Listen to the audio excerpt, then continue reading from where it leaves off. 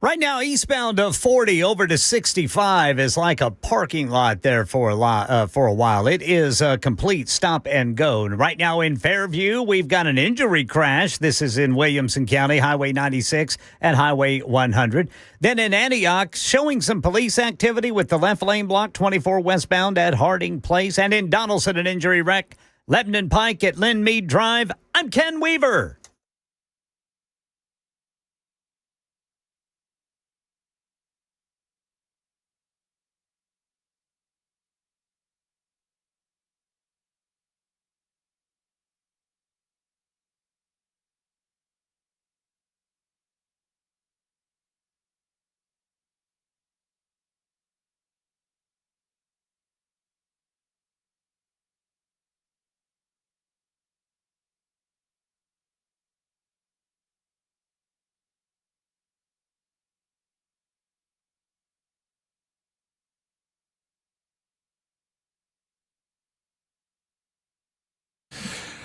Pardon me while I get my ass burned by the caps lock. Dadgummit. Hello, friends. Welcome in. It is the Matt Murphy Radio Show, underway for another day. Happy to be with you on this Friday, February the 27th. Did I say that out loud? I guess I did. My apologies for cursing so early in the show. I try to give it a minute or two, especially for those of you with youngsters in the car. You don't deserve that. You don't deserve it, and yet I do it, and I'm so sorry. I don't know why I do these things. I don't know why I can't control my loose lips. But I just got burned by the caps lock key, and it's frustrating because it set me back a little bit. I was trying to get this old passy word in here, and apparently I had the caps lock on, or somebody did. And because of that, I was unable to do it. But there you go. Look at there. I multitasked. It is a First Amendment Freestyle Friday on the Matt Murphy Show, Super Talk 99.7 WTN. That means, Monday through Thursday, I don't explain this to you newbies in the listening audience as much as I perhaps should. Monday through Thursday, we screen calls in as much as we expect you to be relatively speaking on topic. But more importantly, if you call and what you are doing is of a disinterest to me Monday through Thursday, I'm probably going to let you know that. But our gift to you on these Fridays just like this one, would be that you call and whatever topic is on your mind, maybe we brought it up earlier in the week and you wanted to address it and we're unable to via the super text line or on the phone lines. Perhaps it's a subject that we've not brought up and you're like, why is Matt Murphy not talking about this? The people of Middle Tennessee and beyond need to know about said subject, and we need to get it out there to let them know about it. Well, now's your opportunity on a First Amendment Freestyle Friday, 615-737-9986. And anything you bring up, anything at all, my gift to you on these Fridays is I will act interested in what you have to say. Most of the time I will be, but you'll never know one way or the other on these Fridays because I'm engaged. I'm in the zone, friends. Speaking of in the zone, Ken Weaver, always in the zone. He's in News Closet B, gathers headlines for a living, delivers them twice an hour, and when it breaks, he also thrills us with his joy and with his acumen. Hello, Ken. How about you boys? We need to go outside. It is a Chamber of Commerce day, my friend. This weekend is going to be something. What is the big, you got the big forecast in front of you there? I got the big old forecast right in front of me, Brother Murphy. What's going on tomorrow? Right now, it's 67 degrees under this sunshine. How does it feel? It feels, well, they don't have a feels like. See, they never know about that. See, that's the problem, Ken. They never have a feels like when it's nice. Yeah. They never do that when it's nice. When it's really cold, but it feels colder. When it's really hot, so cold. But when it's nice and 67, they're like, hey, it's 67. Nobody really cares. Yeah. Yeah, well, 67 degrees, huh? Yeah, 67 degrees. Only going to be 40 tonight, but then tomorrow. Mm-hmm. Oh, tomorrow. Mm-hmm. Full-on sun and 72 degrees. Man, oh, man. You know what that is, Ken? That's perfect motorcycle weather. That's perfect motorcycle weather. Mm-hmm. That's perfect getting outside weather. I'm going to get outside and play. You're going to get out of doors? That's what you should do. I'm going to get out of doors. I think the wife and I, we're going to be coming down. We're going to come down here to downtown Nashville. I think I'm just going to walk around and drink beer and eat all day in the Gulch tomorrow. That sounds like a dadgum plan right there. Because it's going to be so nice. That's awesome. I get to pick up the motorbike tomorrow. I'm very excited about that. Well, I might eat all day. I am driving, so I will have to be careful. Yeah, just put a cutoff time on it. You know what I mean? Yeah. Just a little cutoff time. That's all you need. That's what I'll do. Jackson, what you got going on this weekend? Anything good? Going to see Scream 7 tonight. I'm against it. I'm against it for a couple of reasons. Number one, this stupid Scream franchise has booted that incredible Elvis Presley concert film out of the IMAX theaters. That's number one. Get over it. Snowflake. Number two, have you ever seen, has the seventh of anything ever been worth a damn? I mean, I don't know if there is a seventh of anything, is there? I mean, like Friday the 13th, part 7? Oh, yeah, okay, Friday the 13th, yeah. I mean, and Halloween's. Fast and Furious, part 7? That was a good one, actually. I have no idea. I haven't seen a single one of them. That was the one right after Paul Walker passed away. I've seen one of the Screams only because of you. Well, you told me you'd seen the first one. I thought I had. I think I'm going to give you the first one. No, not now. Not now. Not after. Well, I'm going to. The 7th one just came out. I think it's a good time, and the movie series is back. Ken Weaver. I think I found a plan. We're just getting back into. We're just getting back into the Matt Murphy movie review, and you want to ruin it again? One is the best one in the whole series. Okay, it's all gone downhill from there. I believe. If I promise to watch it, will you not give it to me as a film I have to watch this week? No, you have to watch it. I'm not doing it. Then I'm not doing the game anymore. I'm not doing Scream 1. I've seen one of the Scream franchises. I'll give you Gone with the Wind as God is my witness. Oh, that will be. I'll never go hungry again. The day you give me Gone with the Wind is the day this bit You give me Scream 1, you're getting Gone with the Wind today, buddy boy. This dies immediately. This dies now, so it's mutually... Look, you're like the Russians, and I'm like America. It's mutually assured destruction right now. Man. You play nice. Gone with the Wind, that's a long one. That is a slog, boy. Whew, that is a slog. I've said it once, and I'll say it again. She was a hussy. You think she was a hussy? Scarlett O'Hara? Yes. I mean, she was a trollop. She is a pretty trollop. I mean, she's good looking, had that little bitty waist, but she slept around, Ken. Did she? Mr. Kennedy. She just married Mr. Kennedy for his money, and she had to bet him down to get him. And all she wanted was Rhett. But, no, she didn't want Rhett. She had Rhett. Ashley. That's all she wanted to talk about was Ashley. Stupid Ashley. Anyway, I haven't seen it in a while, though. It was on the other day. I watched a little bit of it the other day. Quitting time. Who says quitting time? I'm the one that says quitting time at Terra. It's a long film. Hey, back in the day, Jackson, people didn't have anything to do. They just went to the movies all day long. Had a big old intermission in the middle of that film. Old intermission so you could go take a bathroom break. Go get some popcorn. Yeah. Oh, I get some movie theater popcorn tonight. Yeah, you got it. But see, the thing is, you can't layer the butter anymore. Why not? Because you put the butter on yourself, Ken. No, here's what you do.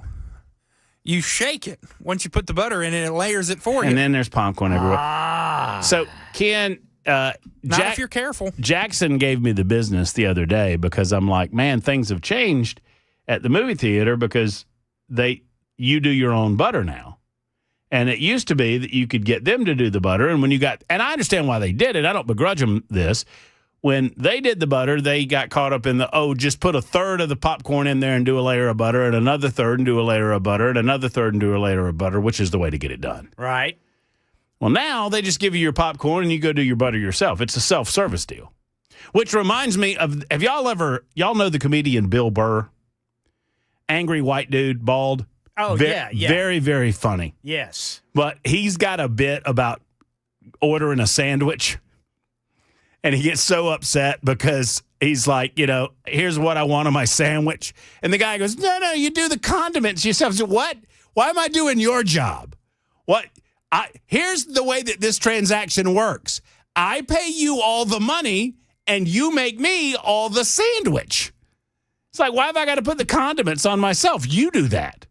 I feel the same way at the movie theater. But you're going tonight to the late night showing? Yep. Can I tell you a couple of the reviews aren't that good? I don't care. Okay. It's all about the experience tonight. That's fair. That's what also, it's about. I'm a fan, so I'll have fun with it. even if it's not great. Mm-hmm. That's fair. That's fair. It's not like, like you go see a movie, maybe the first one in a series and it's not that good. Like this is 7. I know what's going to happen. You know what you're getting into. Right. You know somebody's going to kill some people. You know it's going to be somebody that you don't think it's going to be. You know that there'll be plot twists toward the middle and the beginning, the middle, and the end, and then eventually you figure out who it is. So does the killer still call people on the phone and kind of whisper at them? Hold on, I want Jackson to answer this after he gets off. He's on the phone right now. He's busy right That's now. right. That's why I thought, Ken, I'd seen the first one. And when Jackson said, "Oh, you got to see Scream 3, I was like, well, I think I've seen the first one, so I'll get. And then I got about 20 minutes into Scream 3, and you should have been there. I'm sitting there going, I don't think I've seen any of this. I don't know what. I think I just saw highlights on social media. I know Drew Barrymore got killed real early on in the first one. All right, that was the big. Which was a big twist because she was billed as like a star of the movie, which was intentional. On their part, and they killed her 5 minutes in. Nice. That's good. Ken had a question about the Scream franchise there, Jackson. You go right ahead, Ken Weaver. Brother Jackson, does the killer still call him on the phone? Yes, Ken. Do you like scary movies? Kind of creeps me out. Excellent. So a little bit later on, we'll have some fun. Obviously, we'll get into more important things. A little bit later on, we will unveil the movie assignments for the weekend because we are back on with the big Matt Murphy. Oh, I didn't pull up the music. The big Matt Murphy movie review starring Ken. Matt Murphy and Jackson Williams. Yes, sir. He didn't say anything about Scream 6. I'm going to pick my least favorite one. I'll give you a black and white. I'll give you a black and white film. You'll be, God is my witness, I'll give you Citizen Kane. Oh. Great film. Widely considered one of the greatest, most transformative films in the history of cinema. But it's unwatchable at this point in time. You will fall asleep in 10 minutes. It'll be The Shining all over again. You didn't even like The Shining? I fell asleep. I told you I fell asleep. It's a long build, buddy. The ending's great, but it is a long build. It is a long, slow burn. Man, there's good stuff in between, though. Oh, man, the creepy factor, man, come on. I missed it, Ken. No, he fell asleep during that. How about a little hair of the dog that bit me, Lloyd? Oh, my. You've always been the caretaker here. Oh, my gosh. Oh, no, that scene. Oh, Ken, that scene in the bathroom. Yeah. I corrected them, sir. Yeah. And when my wife attempted to stop me from doing my duty, I corrected her, too. Oh, what are you talking about? Okay. If I may be so bold. That's it. You got to watch it all the way through, Brother Jackson. Oh, you do. What the hell was that dog doing to that fella? Remember that scene? That little fly. There was a fly where he looks down the hall and in the hotel room door. I don't know, Brother Murphy. I don't know if that was a real dog. I think it was a guy in a dog suit. Can I tell y'all something? Yes, Jackson. I remember watching that movie, but I don't think I can tell you a single thing. It was like 6 months ago. If you have not figured out, if you're a longtime listener of the show, and you know Jackson and I were doing this bit, because Jackson and I we both enjoy movies, but we come from very different generations with regard to what we watch.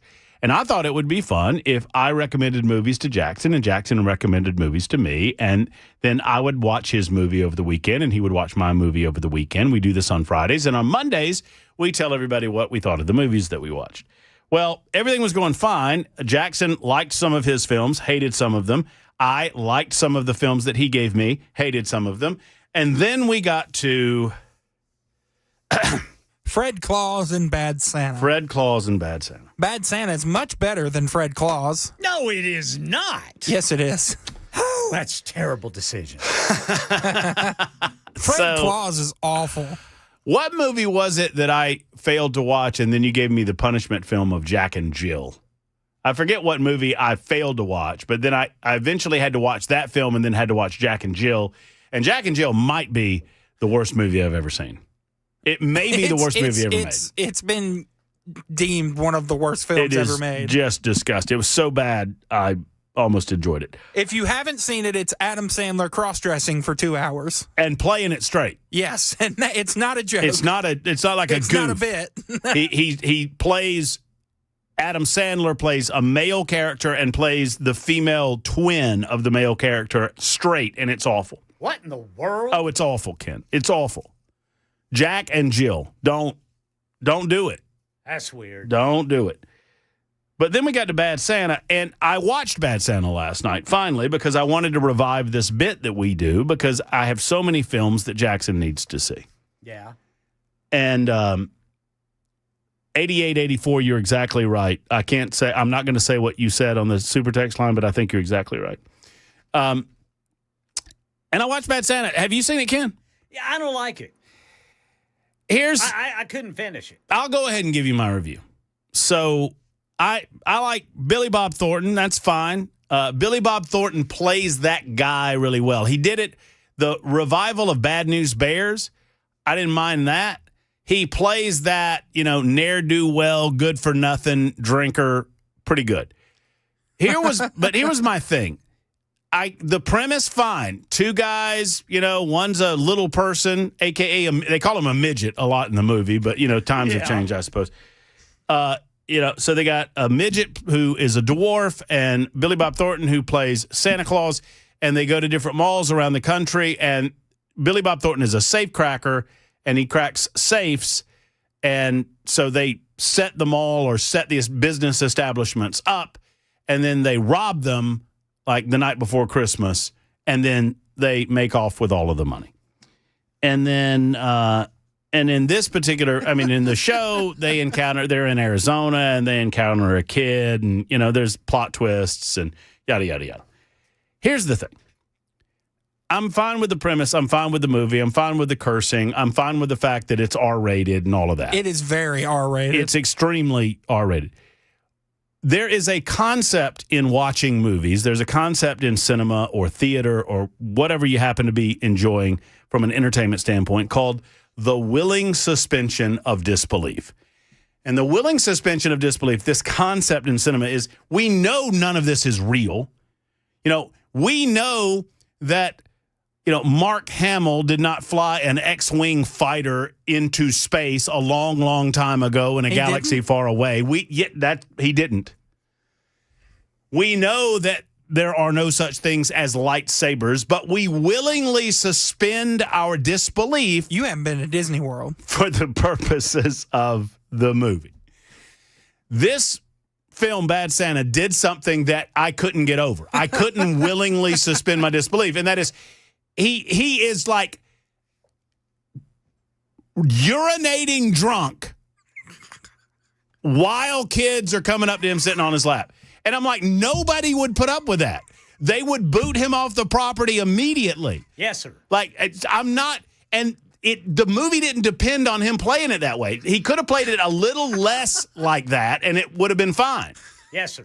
He could have, but I couldn't get. Funny movie. I couldn't get over it. I couldn't get over it. I was like, no one would let him sit there and talk to children that way. No. Without doing something about it. Right. I will say this, that I don't know who that actress was. Who's that actress, Jackson, that played his little... I have no idea. I don't know. I know you're talking about. She's a hottie. I don't remember her. I've always thought she was a hottie. And not just because she was calling him Santa in the car. Oh! That was... you remember... Ken remembers her now. Yeah, where do I remember her from? She's been in a few. I don't know what she's been in, but anyway... Driving around with the windows down and watching everybody drive with their windows rolled up on such a beautiful day, why don't they get air into them stinky cars? That's a good question, 3807. That's a Friday kind of question. Bad Santa is fine for what it is. It wasn't my favorite. I give it Gilmore Girls. That's what that actress was on. She was in. Oh well, I don't know anything about that. I'll have to watch. That was a nice, wholesome show. I'll have to watch some Gilmore Girls now. I'm going to go ahead and give it 4 out of 10 Murphys. Bad Santa. Bad Santa gets 4 out of 10 Murphys because I don't think it's very believable, and I don't like the way they killed off Bernie Mac. There. And I didn't like. It would have been a better movie if he had died at the end. How about that? That would have been a good ending. It's 26 after the hour. They're going to end this show if I don't go to break on Super Talk.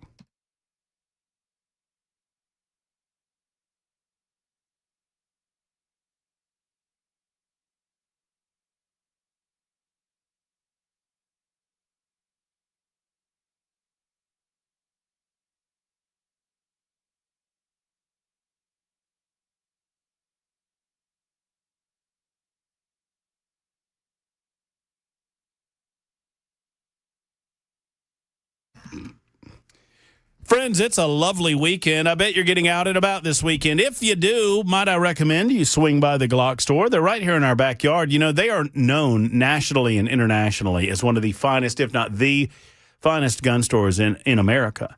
They came to us via California, San Diego. Years ago, Lenny McGill was looking for a spot that believed in the Second Amendment, that believed in a growing business like his own, and he found it in Nashville, Tennessee. And boy, oh boy, are we the beneficiaries.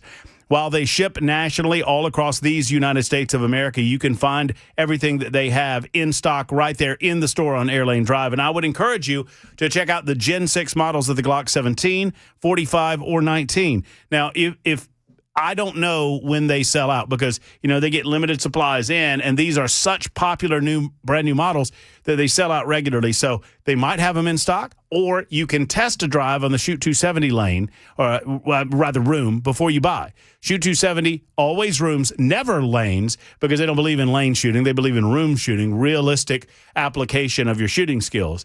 And you can test drive the Gen 6s, and then you can pre-order. And when you do, mention my name, you get a free magazine on top of your order. That's the way they do it at the Glock store. Go to shoot270.com or glockstore.com. Tell them Matt Murphy sent you to Airlane Drive, minutes away from the airport, worth the drive from anywhere, the Glock store.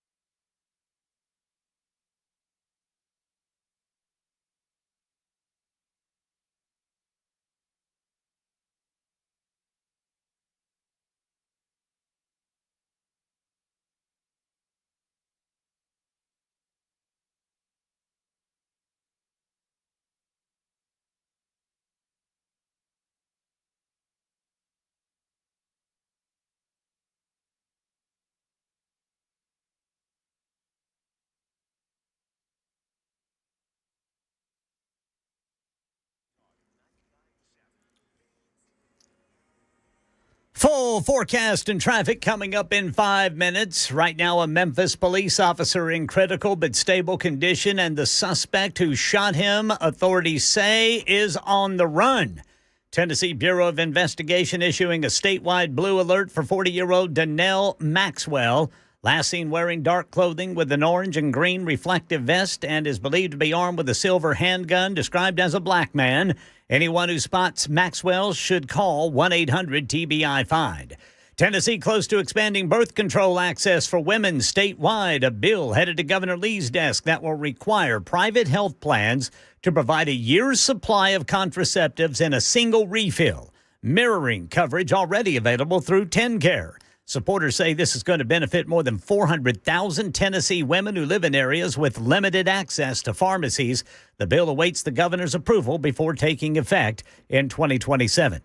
All ears and eyes on whether the U.S. is going to attack Iran. Talks in Geneva today ended without a deal on nuclear weapons. The Iranians think the talks went well. The Omanis think it went well, but President Trump doesn't. I'm not happy with the fact that they're not willing to give us what we have to have. So I'm not thrilled with that. We'll see what happens. We're talking later. Yeah, Iran's offering to suspend its enrichment of uranium for a limited period, but Trump is demanding no enrichment, no nuclear program at all. Iran insisting on its right to be a peaceful nuclear program. Epstein files update in an opening statement. Bill Clinton, the former president, said he never saw anything wrong and didn't do anything wrong. Here's ABC's Peter Harlambous. What we really don't know is what led to the ending of the relationship.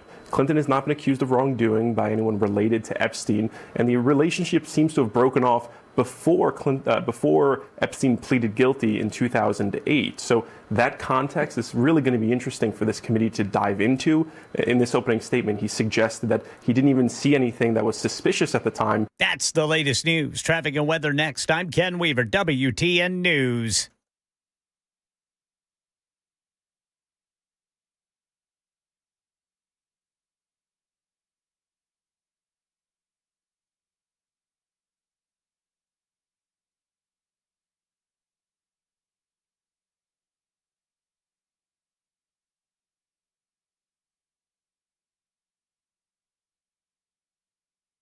Jolton still got that crash 24 eastbound past Whites Creek Pike. Right now in Donaldson, Lebanon Pike at Lynn Mead Drive. Metro Police working what is described as an injury crash. It is complete stop and go northbound 65 up to the South Loop. Same thing eastbound at South Loop to 65, then northbound North Loop up to the Northern Split. I'm Ken Weaver.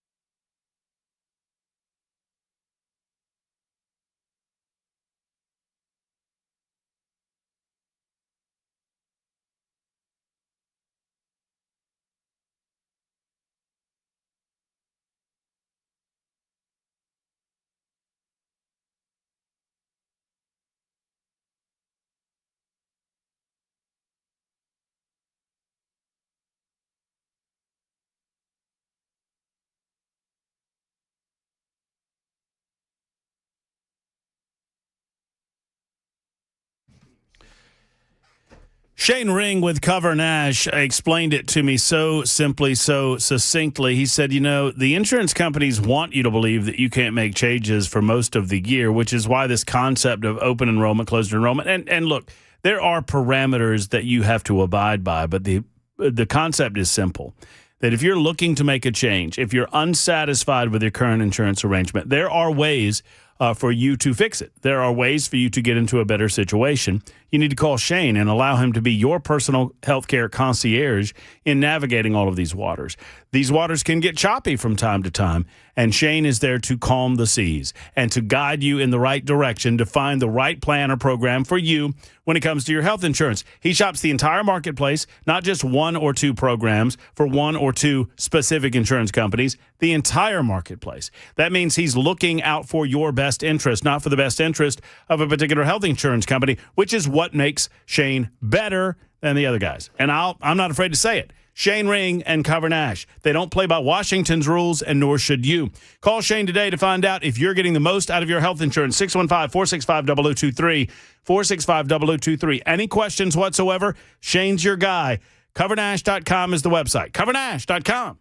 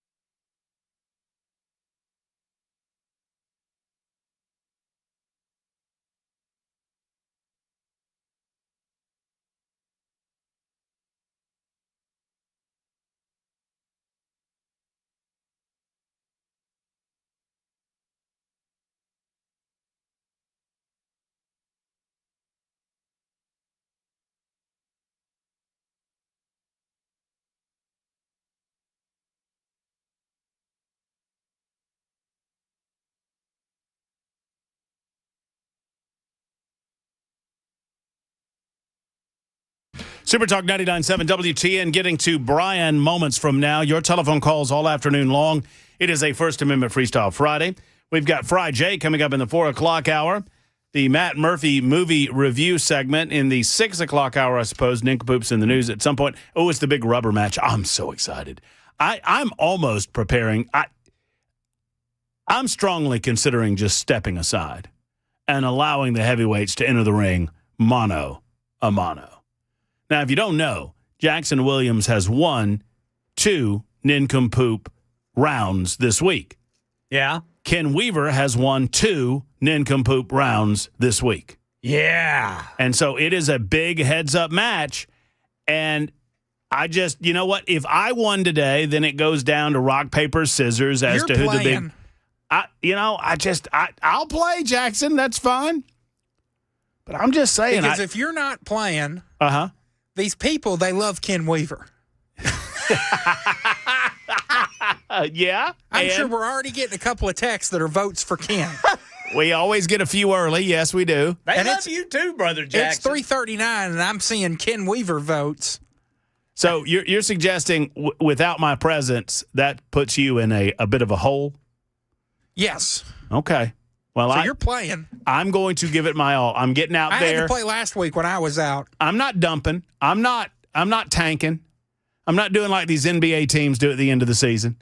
I'm not doing like the Titans were doing at the end of the season last year. I'm not tanking. I'm playing to win today.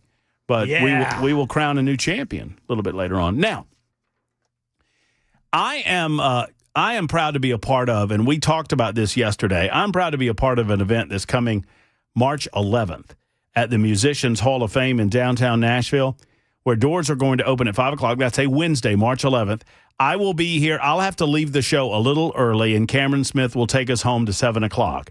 But I have to leave early to go get ready for a fabulous night that I am proud to have been invited to be a part of. So it's the American 250th anniversary Americans for Prosperity Give Me Liberty celebration.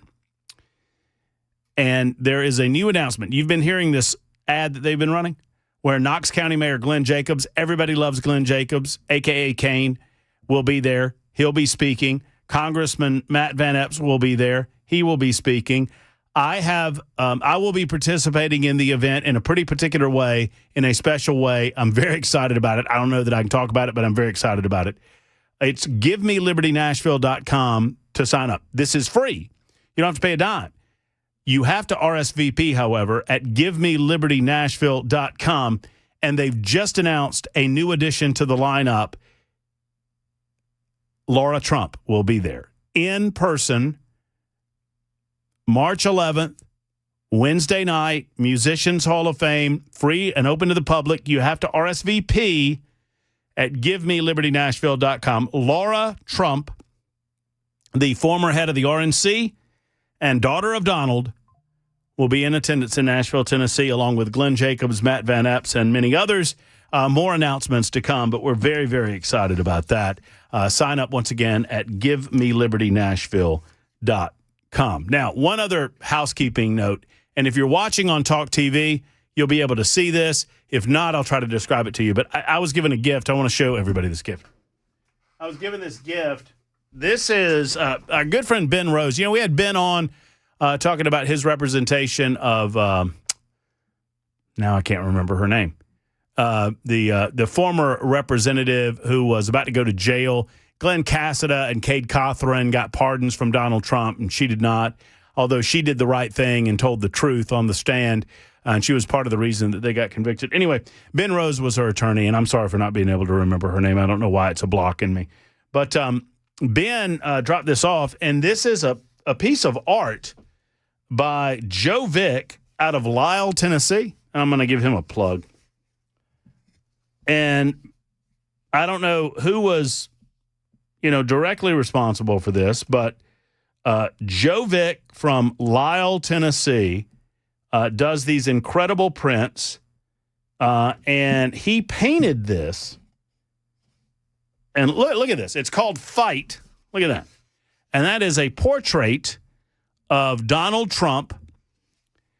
That is the moment after the assassination attempt happened in Butler, Pennsylvania, where Donald Trump stood up with blood over his face and raised his fist into the air and yelled, "Fight, fight, fight." And you can see the Secret Service agents surrounding him there below him, the American flag waving in the background.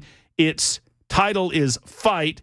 It says 1 Timothy 6:12, and it is signed by Joseph R. Vick. And so I was given that, and I just wanted to thank Ben and Joe Vick for giving us that. That's very sweet. And we will probably put it up maybe somewhere in the studio if we can find a spot for it in the studio. That's if the other hosts will have it. So thank you to you guys. Brian is next up, first up for a Friday edition. Hey, Brian, how are you? Man, I am. I'm better than I deserve, to quote Phil Valentine. It's a gorgeous day here in Hendersonville, Tennessee, God's country, and just have a couple of things I'm going to ping off since I've been holding for a while. Man, number one, Matt, you're great. I absolutely try to catch your show as much as possible and just enjoy everything about you. You've got a good head on your shoulders, and I love your topics and how you do everything. Well, you're very kind, Brian. I appreciate you saying so. We try to do the best we can to entertain the folks, and in the process, maybe inform you of what's going on in your world, what's going on around your community, around your state, and around your nation, and around the globe. So we do the best that we can, brother. Absolutely. Well, you made a comment about Bill Burr earlier, and anybody that doesn't know Bill Burr, you've got to watch that guy. He is absolutely hilarious. And he is so on spot with the stuff he does. He gets a little edgy sometimes on talking about women and some of the topics he does, but he is absolutely hilarious. And the bit that he does about his girlfriend bringing home a dog when he was out of town. Have you ever heard the one where his girlfriend gets a dog while he's out of town, and it's a pit bull? And I did not hear that one. Oh my God! You got to look it up. It's the one that cracks me up, and again, it's very edgy. But he's talking about I'm not even going to bring it up because it's too bad. It's too edgy, but it has to do with Rihanna and her escapades with that Joker that she was seeing for a while. You probably know it if you've watched him enough. The other thing I'm going to touch on, and then I'll get to the subject that I was going at, movies. You were talking about movies. One of the most amazing movies that I think I've ever watched is Fury with Brad Pitt. Have you seen that one? I've never seen it. Oh my gosh, you have to watch it. It's Fury with Brad Pitt. It's about World War II tanks. He's a tank commander.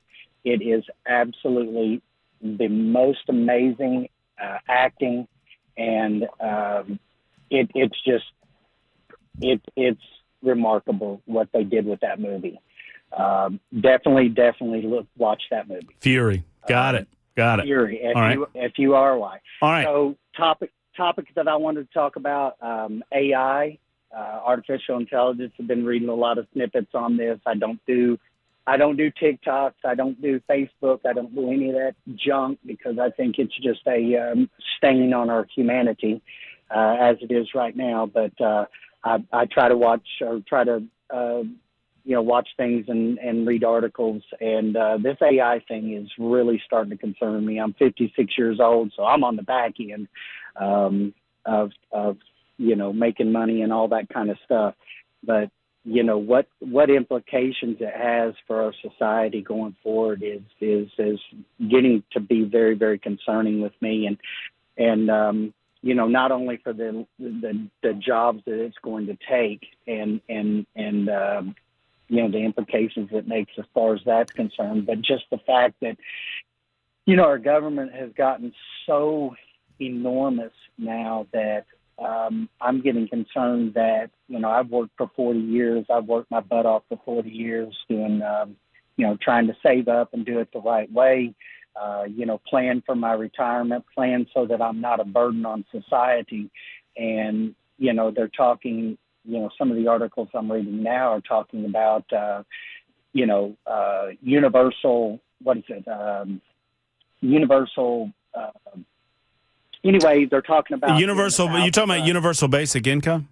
Yes. Yeah. So let me tell you something, Brian. You're hitting on a subject that I've been thinking about discussing at length for some time. I'm the man. Listen. You are the man because the progress that's being made in our artificial intelligence in our lifetime, and what we expect over the next 5 to 10 years, is going to create a dynamic by which these jobs that traditionally are entry-level positions for young people to get into a work environment so that they can prove their mettle and work themselves up in a career ladder, stand from a career ladder standpoint, all of those entry-level positions are about to be taken up by artificial intelligence. Agreed. And as a result, I think it brings the question of universal basic income on the table. It was never on the table for me, but it brings to the table whether or not we can provide career resources, career avenues, and income sources to the number of people that are being generated through population growth. I mean, literally, the advent of artificial intelligence suggests that we will not have enough jobs for the amount of people that will be on planet Earth in 20 years. Correct.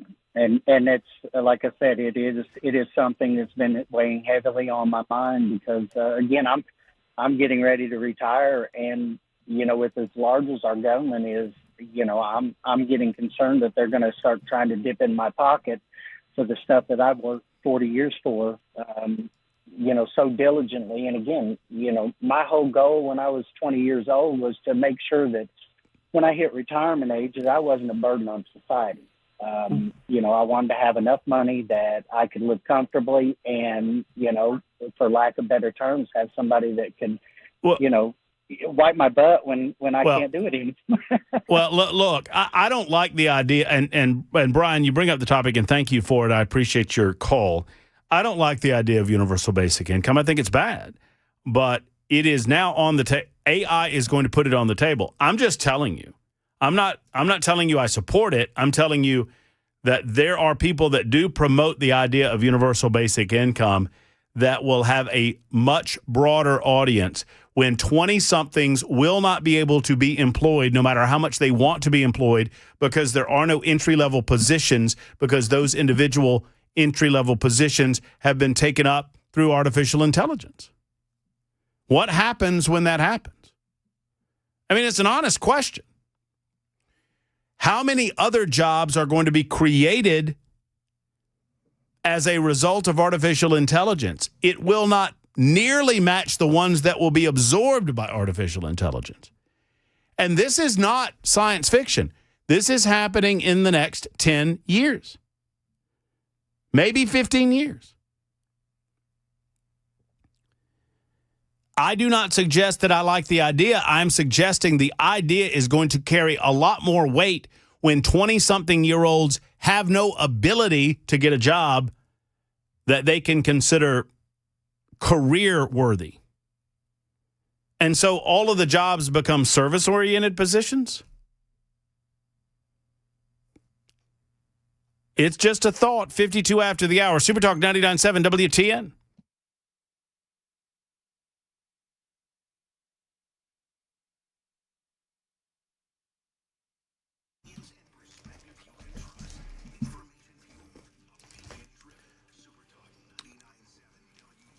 Hey, very quickly, clean up on aisle 2. Number 1, it's Lyles, Tennessee, not Lyle, Tennessee. My apologies. Lyles, Tennessee. I've never been there, but there's an S on Lyles, and it's Robin Smith, who is the person that I could not think of. I can think of this person. His name is Keith. He works with Contours, and let me tell you, he's the go-to guy when it comes to Contours and Contours LLC. Friends, if you haven't been able to get off the weight that you promised yourself you would get off at the beginning of the year, and you're like, Murphy, I'm doing everything I said I was going to do. I'm exercising more. I'm eating healthier, and yet still I have those trouble spots where it's just not coming off. Well, I've got the answer for you. Actually, I've got the name of the person that has the answer for you, and that's Keith, that's Stephanie, and that's Contours LLC. Their ultra slim body contouring guarantees you lose 2 inches or that first treatment is free. That's 2 inches on your midsection. Friends, I lost 2.67 inches around my midsection. 2.67 inches first treatment. And oh, by the way, first treatment's only $99. They want to introduce you to the process, introduce you to the way that it's done, explain it all for you, go through the first process, and I promise you, you'll be back. Contours works. I've gone through it, and I know it for myself. I'm going back, and I want you to go as well. Join me there, will you? ContoursLLC.com. Call today, ContoursLLC.com. Ask about the Murphy special when you call 615-236-9960. 236-9960 for Contours.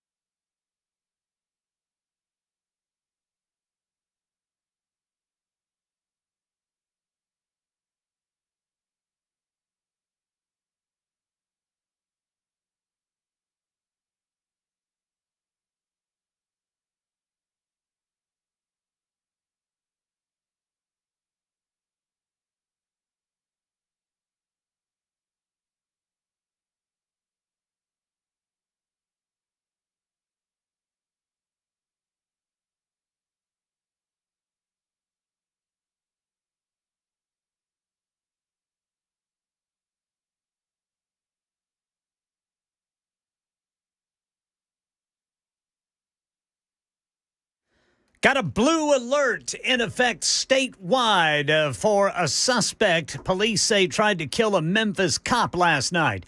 And the Tennessee General Assembly has advanced legislation aimed at reducing missed doses of birth control. These stories and more for a Super Talk 99.7 WTN. Thank you, Ken Weaver. Ken Weaver is back in News Closet B. Matt Murphy, I'm right here in the studio section of Super Talk 99.7 WTN. Jackson Williams is over in the control area, making sure that everything that comes out of our speakers sounds as good as humanly possible. Many of you are suggesting that my time frame is way, way too wide, and you're probably right. I mean, like we're on the air for too long? No. I'm talking about my time frame regarding artificial intelligence taking over your job. Oh, me? Oh, yeah. Oh, well.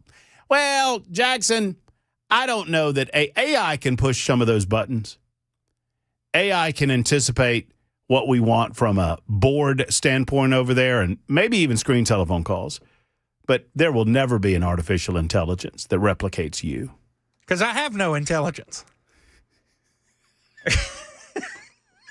Sure, Can't you do, artificially create something that ain't there. It's foolproof. And I'm the fool. See that sounds like a country song. See what I'm talking about? That's good. Yeah, there's no way a computer ever replicates that right there. 615-737-9986, 615-737-9986. Would love to speak with you. Frijay's coming up. Already questions coming in. Get yours in on the Super Text line or on the phone lines. We'll be back right after news.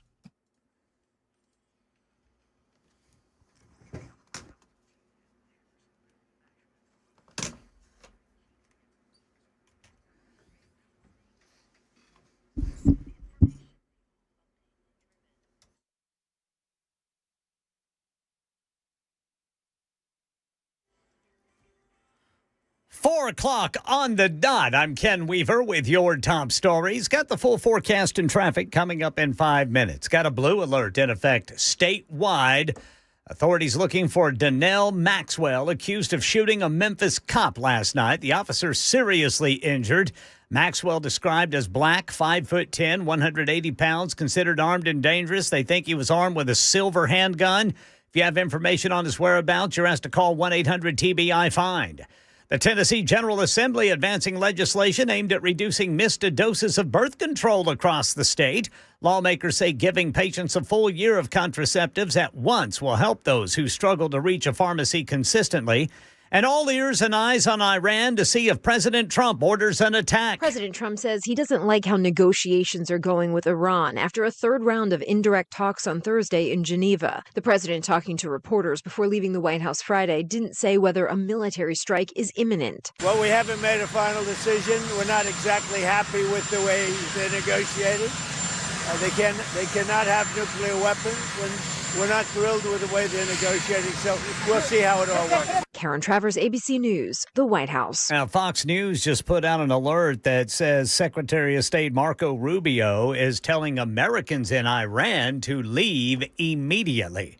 Epstein files update. Former President Bill Clinton said he never saw anything wrong and he didn't do anything wrong. Meanwhile, Democratic House Oversight Committee member Ro Khanna of California, who's been vocal in releasing all of the Epstein files, says he wants Howard Lutnick, the current Commerce Secretary, to answer questions before the panel. President Clinton can answer questions. Many others need to as well. I was pleased to see Congresswoman Nancy Mace today calling for Howard Lutnick to come before our committee.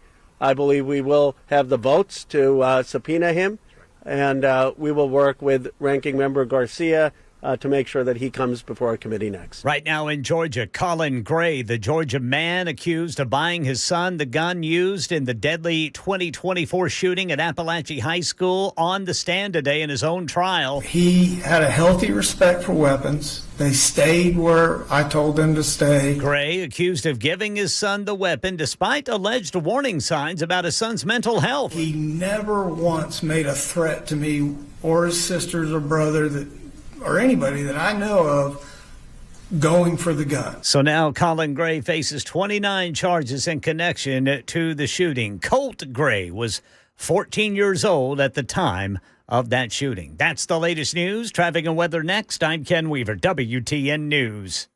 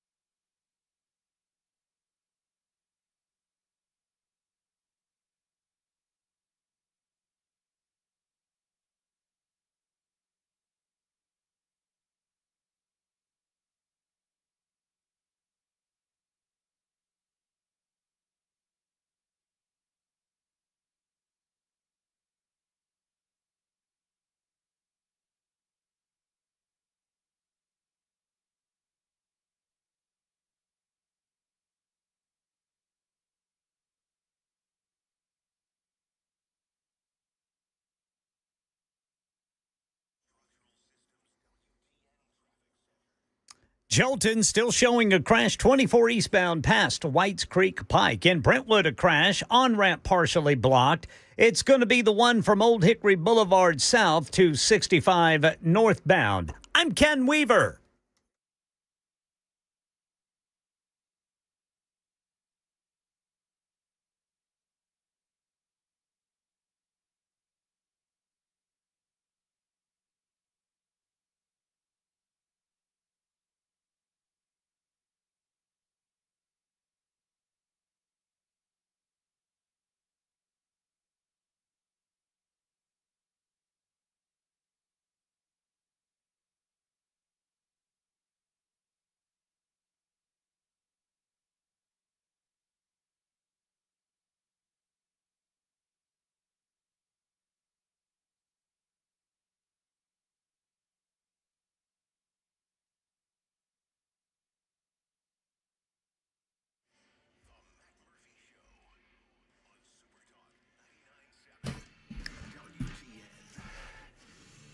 It is the Matt Murphy Show, Super Talk 99.7 WTN. We have former President Bill Clinton testifying in the House Epstein probe. I hear some people suggesting we're not doing anything about the Epstein stuff. Well, this is what we're doing right now. I mean, I wouldn't dismiss what's going on today as nothing. We will continue to update you on everything we find out coming out of those closed-door sessions coming up in mere moments. Right now, Ken Weaver is back in News Closet B, but you have a traffic update, Ken? Yes, sir. I failed to mention it in the last report. I do apologize, but right now it looks like westbound 40 is down to one lane. You're going to have to get all the way over to the left to get around what looks to be a crash. You've got a couple of fire trucks blocking the right 4 lanes of 40 westbound there at Spence Lane, and everybody's having to go all the way over to the far left lane to get around it. Yeah, that is right to the that is just to the west of Brawley Parkway there, right before Spence Lane, coming into the into town, right? Yeah, it's a nasty backup. Yeah, it looks nasty. I'm looking at some of the It is deep, dark red, soon to be black on the screen if you know those traffic patterns. So that's bad news. A lot of red, man. A lot of red already at 4 o'clock. Is it always this red at 4 o'clock? Sometimes it's this way at 1 o'clock. Well, I hate it for y'all. If you're stuck in traffic, it'll be there when you get there. Just keep it right here on Super Talk 99.7 WTN. Ken Weaver will alert you to what's going on in the news and the traffic and otherwise, and we'll try to entertain you until you get home or you get past all of that traffic. 615-737-9986. If you have any questions, I might not have them, but I know who has answers. It's Frijay. Good morning, Americans. It's Frijay. It is time to get together with my best friend, our legal correspondent on the Matt Murphy Radio Show. He's a good Tennessee man, and he's our good friend. He is Jay St. Clair. He joins us on these Fridays. Jay? Yes, sir. Can you hear me, man? I can hear you, Jay. And I've got a question. I got a question for you. All right. How you doing? You know, if I were any better, I would be free range, Mrs. Beasley. And I saw free range, Mrs. Beasley. You did. And she loves it. Oh, she does. It's too much. She started, man, So, by the way, it was so good to see Olivia. It was so good to see those dogs interact. They're so cute. They were fine together till they started grabbing toys. And then, but that's how people are. I mean, people and dogs.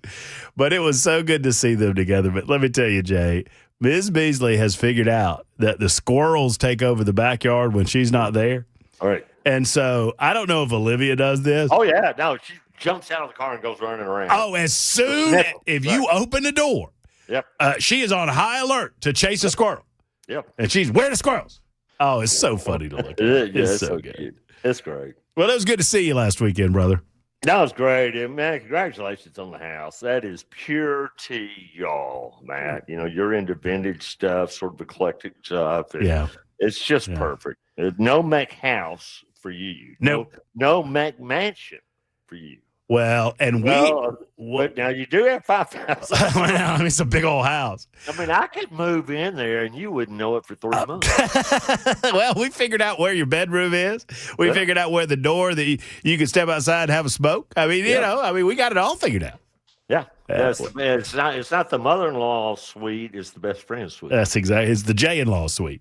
Yeah. That's very good. So we got a lot of folks already calling in with questions for you, and I just have you gotten into, before we get into some of these calls and questions on the super text line, this just might not be in your field of vision, but have you gone into any of this AI stuff at all? Looked into it about where we're going? A little bit, man. I've not devoted a huge amount of time on. Our firm is all in on it. Yeah. So it's getting into the legal field, it's getting into medical, and getting into a lot of other stuff. So I'm conversant with it, but I am not.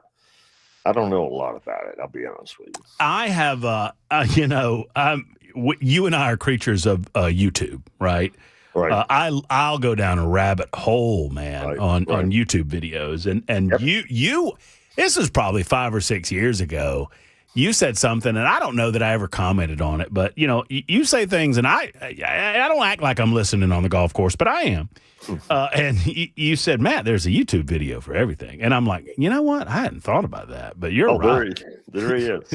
And Everything. I mean, and I went down one of these rabbit holes on AI, and like when we're getting to a point where AI can create better AI. Yeah. And that is going to make the snowball roll down the hill even faster. Oh, yeah. Well, the fear is it's going to get sentient, Right. I listen to Elon Musk about this a lot. And, which is so fascinating to me because, let's see, 2001 Space Odyssey was probably made around 1980. So 40 years ago, HAL became sentient. Mm-hmm. Mm-hmm. It's just fascinating. Yeah, I mean, and the question then is, and the entire premise of the last part of that movie, hard movie to watch, by the way, but the end of it is just, it's captivating the way they made a little red dot evil, right? Because when that creature decides, when that computer decides that not only am I smarter than you, I'm going to need to override you. Yeah, I'm going to have to kill you. I'm going to have to kill you. Here's what's going on in the legal community, man, and this is fascinating to me. Lawyers will have AI write a brief for them, man. Write the entire brief. I guess they'll kind of tell them what the facts are of the case, and then AI writes the brief. Well, many, many times, man, it hallucinates precedents. And that's the term of art that's now developed. They hallucinate. They will make up a case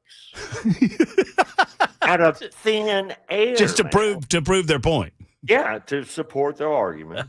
And the lawyers don't check it, and they file the brief with the court. And there have been a lot of lawyers sanctioned a lot of money for filing those briefs. Yeah, so that's a big deal in my world.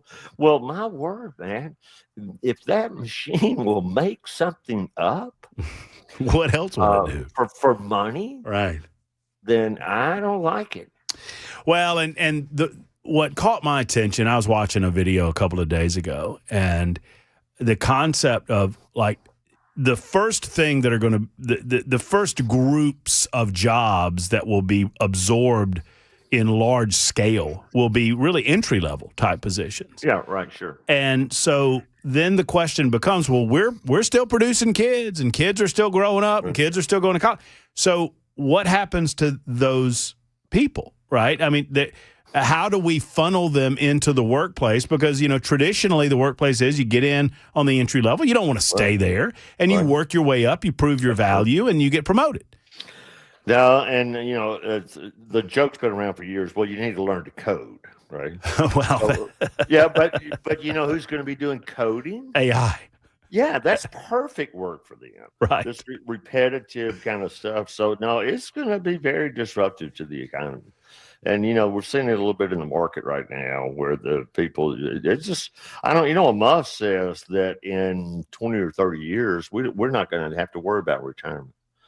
Everybody's going to be so rich because of AI that you won't even have to plan for retirement. Wow. Well, Jay, a lot of folks are fact checking you, and I'll just go ahead and throw it out there. 2001: A Space Odyssey, 1968. Wow. Believe it or not. Much wow. Yeah. So it's been. Yeah. Now you talk about somebody that had great vision into the future. Oh yeah. Arthur C. Clarke, I think, was the author, and Stanley Kubrick. It was Stanley Kubrick. Yeah, the director of that. And an incredible, weird film, but incredible film to watch. No, it's just fascinating to me. And, who knows what the next 5 years holds. We'll hopefully be here to find out together. Let's find out what folks want to talk about with Jay St. Clair. My favorite question that's come in for you so far, I got to get over to my prep page to ask it properly. Normally, I end with some of these questions, but today I think I'm going to start with one of these questions. If my computer, there we go. On the super text line, 2501 writes, what is Jay St. Clair's favorite golf club in the golf bag? I don't know. You know what? We've been playing golf for 20 years. I can maybe guess, but it would just be a guess. I don't know that I know the answer to this. I know exactly the answer to that. I can tell you exactly the answer, and I can tell you exactly why. Oh, I think I know. Yeah. I think I know. I know now. I just figured it out. All right, go ahead. It is my 5 wood. Uh-huh. Because one day on hole 16 at the Timberline golf course, I hit the ball exactly 206 yards with that 5 wood. Mm-hmm. And it ended up in the hole. Yep. So yeah, that's my favorite club. That's a good choice. That's a good choice. And plus, I like 5 woods. You can kind of work them. You can bend them and do a lot of things with them. So yeah, I'd say 5 woods. It's not my driver. I got a real love-hate relationship with my driver. I have that with my putter. Yeah, boy, if my putter's being sweet to me, we've got a great relationship. And some days she won't talk to me like a woman. Putter's a woman. Putter's like a woman. Fair enough. But yeah, that absolutely. The favorite club in my bag is my 5 wood. Let's talk to, first up on Frijay is Kristen. Hello, Kristen. How are you?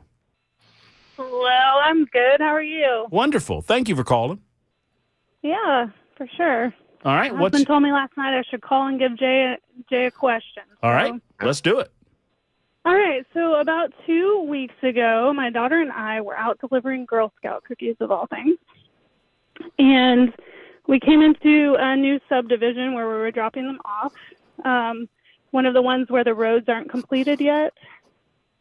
And I was driving, trying to find the lady's address, and moved over into the middle side of the road because there was a car parked on the side of the road. And my car hit this, I would call it a crater, a rut. I don't know what you would call it. But it hit so hard it sounded like I got into an accident. So I came around the block to see what I had hit. And my husband actually works for NDOT doing the roads, and I showed him the picture of this thing, and he said it's called a base failure, essentially where the road is collapsing in on the sewer. And in the middle, it was sticking up like, 2 feet.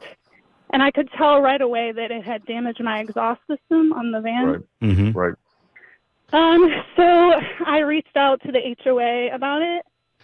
And kind of went back and forth with them for a little bit. In the meantime, went and got my van looked at and was told that it was going to be $2,000 to fix my exhaust system. Oh, wow. Mm. So I'm going back and forth with the HOA.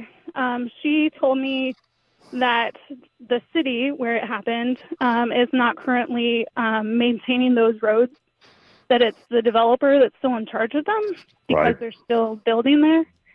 And so she told me she was kind of being the liaison between the developer and me.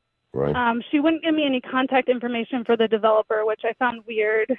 But basically, I guess the developer told her for me to go ahead and file a claim with my insurance. Right. And that they would be, going back and forth with my insurance. But I'm a little nervous that I'm going to file this claim. And then, I'm going to be fully responsible for it. No, they're right. That's the right thing to do, Chris. And I absolutely would turn in on your insurance. Okay. That's what you pay insurance for. And now it may be subject to a deductible, but I absolutely would turn it into your insurance. So you may not ever get any money out of this developer. You ought to get some money out of your insurance company. Yes, I would do that, but I would continue the conversations with the developer. If you have to go through the HOA, that's fine, but it'd be better to be talking directly to the developer. Did you communicate directly with the developer when he said to turn it into your insurance, or did that come through the HOA? That came through the HOA, and I asked, for a contact for the developer, and she was kind of like, she wouldn't give me any contact information. She gave me the name of the developer, and I looked it up, and there was like multiple different companies showing up with that name, and I couldn't, determine like who it was. Yeah, here's what I'd say about it, Kristen. The fact that the HOA is still talking to you about it, and apparently they are talking to the developer about it, that's a good sign. They hadn't just shut down. So, yes, I would go ahead and turn it into your insurance company. And when you do that, tell them that you are in contact with the developer. You believe the developer is responsible for this. They ought to pay it. See, here's the way the insurance works, Kristen.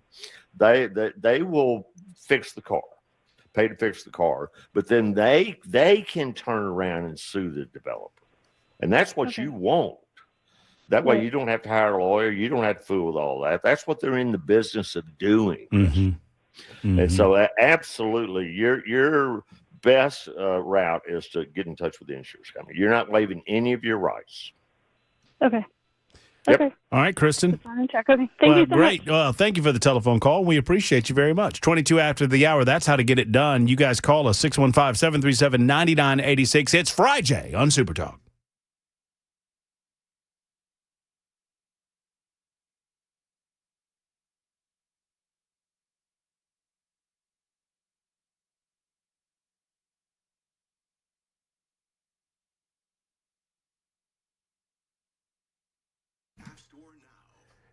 Hello, friends. It's Matt Murphy from for Tennessee Men's Clinic. Let's talk, gentlemen. Let's just some real talk for a minute, because most of you, within the sound of my voice, at some point in your lives, will find that you have a decreased energy level, and sometimes that decreased energy level is not a result of just natural aging.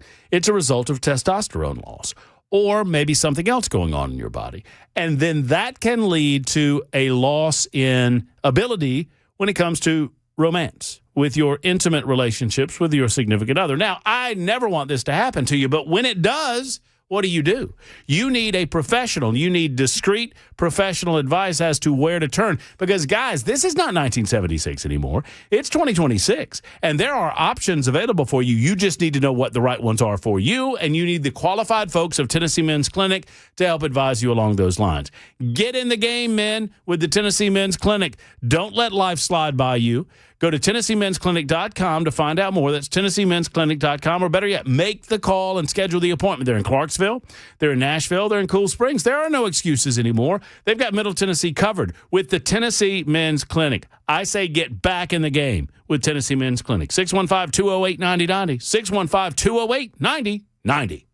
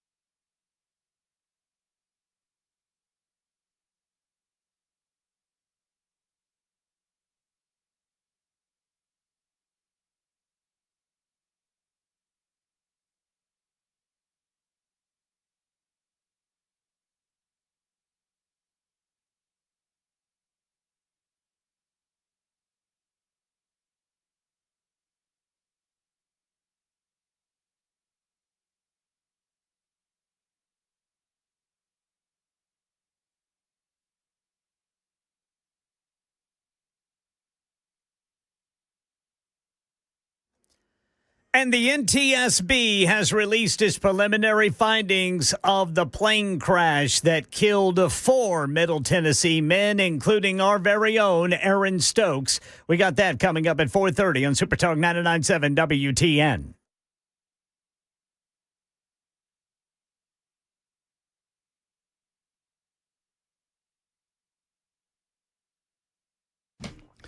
Super Talk 99.7 WTN, 27 after the hour. We continue our visit with Jay St. Clair. It's Frijay on Super Talk. All right, I promised I'm getting to more of your calls. Kenny, hang in there. Chuck, you too. Mike and Tommy. But I promised this person who said, I got to get back to my page here with all of my questions on there.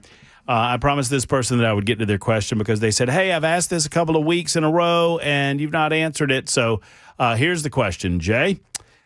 Can a lawyer get in trouble by the court if he or she purposefully lies to the court to cover up the fact that the person they're representing failed a court-ordered drug test? For example, a court ordered a person to take a nail clip drug test. The person failed the drug test and tampered with the results. The lawyer saw the results and decided not to submit those to the court and instead said person had not yet taken the test. Yes, a lawyer who intentionally lies to a court can be sanctioned. That could be anything from having a monetary fine to getting their law license suspended for a period of time or getting their law license revoked. So the answer is an unqualified yes. Very good. Lawyers can be punished for doing that. Second question while I'm on the page, and we've got Ken coming up with the news, so I don't want to get to a call. 6776 says, I know a lot of lawyers, and lawyers have the best lawyer jokes. Ask Jay what his favorite lawyer joke is. Jackson, you there? Yes, sir. What do you have if you have 5 lawyers buried to their neck in sand? I don't know, sir. Not enough sand.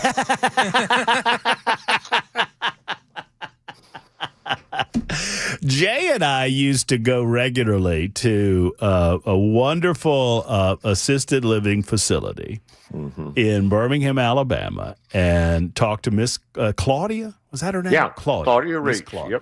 Yep. And Miss Claudia set it up, and Jay started going, and then Jay eventually invited me, and then we got to go for years. We did this. Jay, I don't know if you still do it, but we did it for years. Yeah, it finally petered out. Yeah, but we had a great time. We would visit with the folks of the facility, and we'd talk with them, and Claudia would ask us questions, and they would ask us questions. It was a great time. Yep. But she would finish it was probably a little over an hour discussion. And she finished the discussion every time with lawyer jokes, and it was funny. Yeah, they were good. She was good. She spent a lot of time doing that. Yeah, that's good. I love lawyer jokes. Oh yeah, they're awesome. Well, I mean, one of these Frijays, when we get you into studio, Jay, we'll just let people pepper you with them. I love it. Toss lawyer jokes at you. Yep, love it. All right. Speaking of that, we'll get to your calls coming up. Frijay in progress. It's 4:30 on Super Talk 99.7 WTN.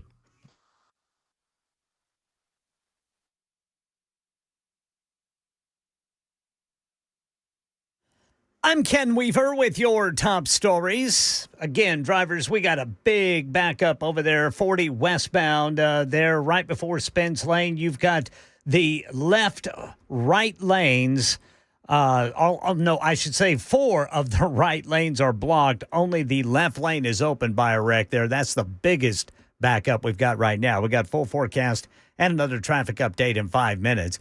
The NTSB has released its preliminary findings on the Colorado plane crash that killed 4 Middle Tennessee men, including Eurofix's Aaron Stokes, who had a show right here on WTN for years. Investigators say the aircraft struck mountainous terrain during a nighttime approach that was not authorized after dark. Data shows the aircraft descended well below the minimum altitude before impact, even though the engine appeared to be operating normally. The victims included Aaron Stokes, his son and nephew, and Husky Building Supply CEO Austin Husky.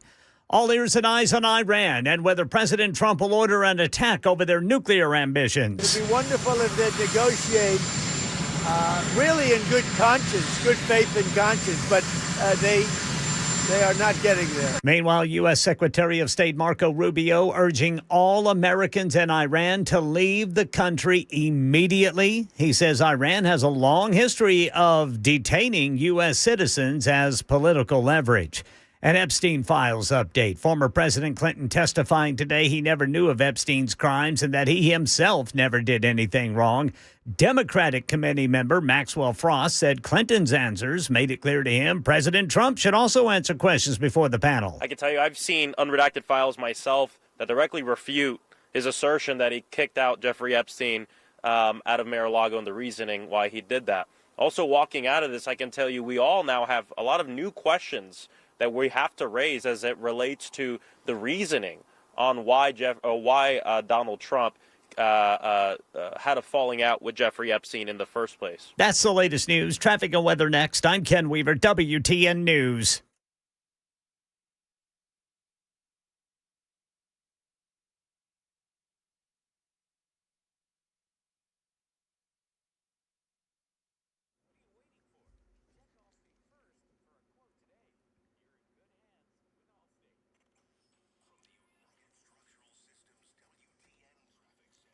Glen Cliff, you've got a 40 westbound reduced to one lane at Spence Lane due to a crash. The only lane open is the left lane there. In Donaldson, a crash. Left lane blocked. Briley Parkway southbound at Elm Hill Pike. Antioch, a wreck on Bell Road just west of 24. Also, left lane blocked in Antioch by a crash 24 eastbound before Harding Place. I'm Ken Weaver.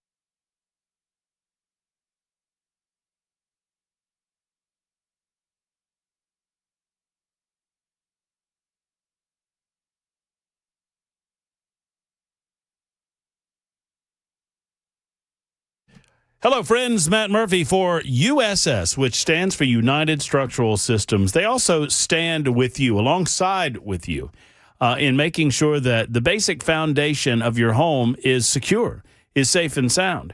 You know, the foundation of your home means everything, right? I mean, obviously. And if you do not know if you are on solid foundation or solid rock, as they say, then you don't sleep well at night. They don't just fix structures at USS. They help restore stability, safety, and peace of mind, especially for those of you recovering from the storms. If you noticed during our ice storm situation that you had moldy or musty smells in your basement or your crawl space, or you had areas that you are concerned about with regard to your foundation, it is time to get it checked, folks. Don't wait another moment. USS will come out and give you an examination, and they will let you know exactly what's going on with you. USS is made up of people who show up when it matters most, whether it's volunteering on a habitat build, helping homeowners recover after a storm, or simply ensuring your home's foundation is stable and dry. They will stand shoulder to shoulder with the communities that they serve. That's why I love talking about USS, United Structural Systems. Begin your journey at USSTN.com. That's USSTN.com.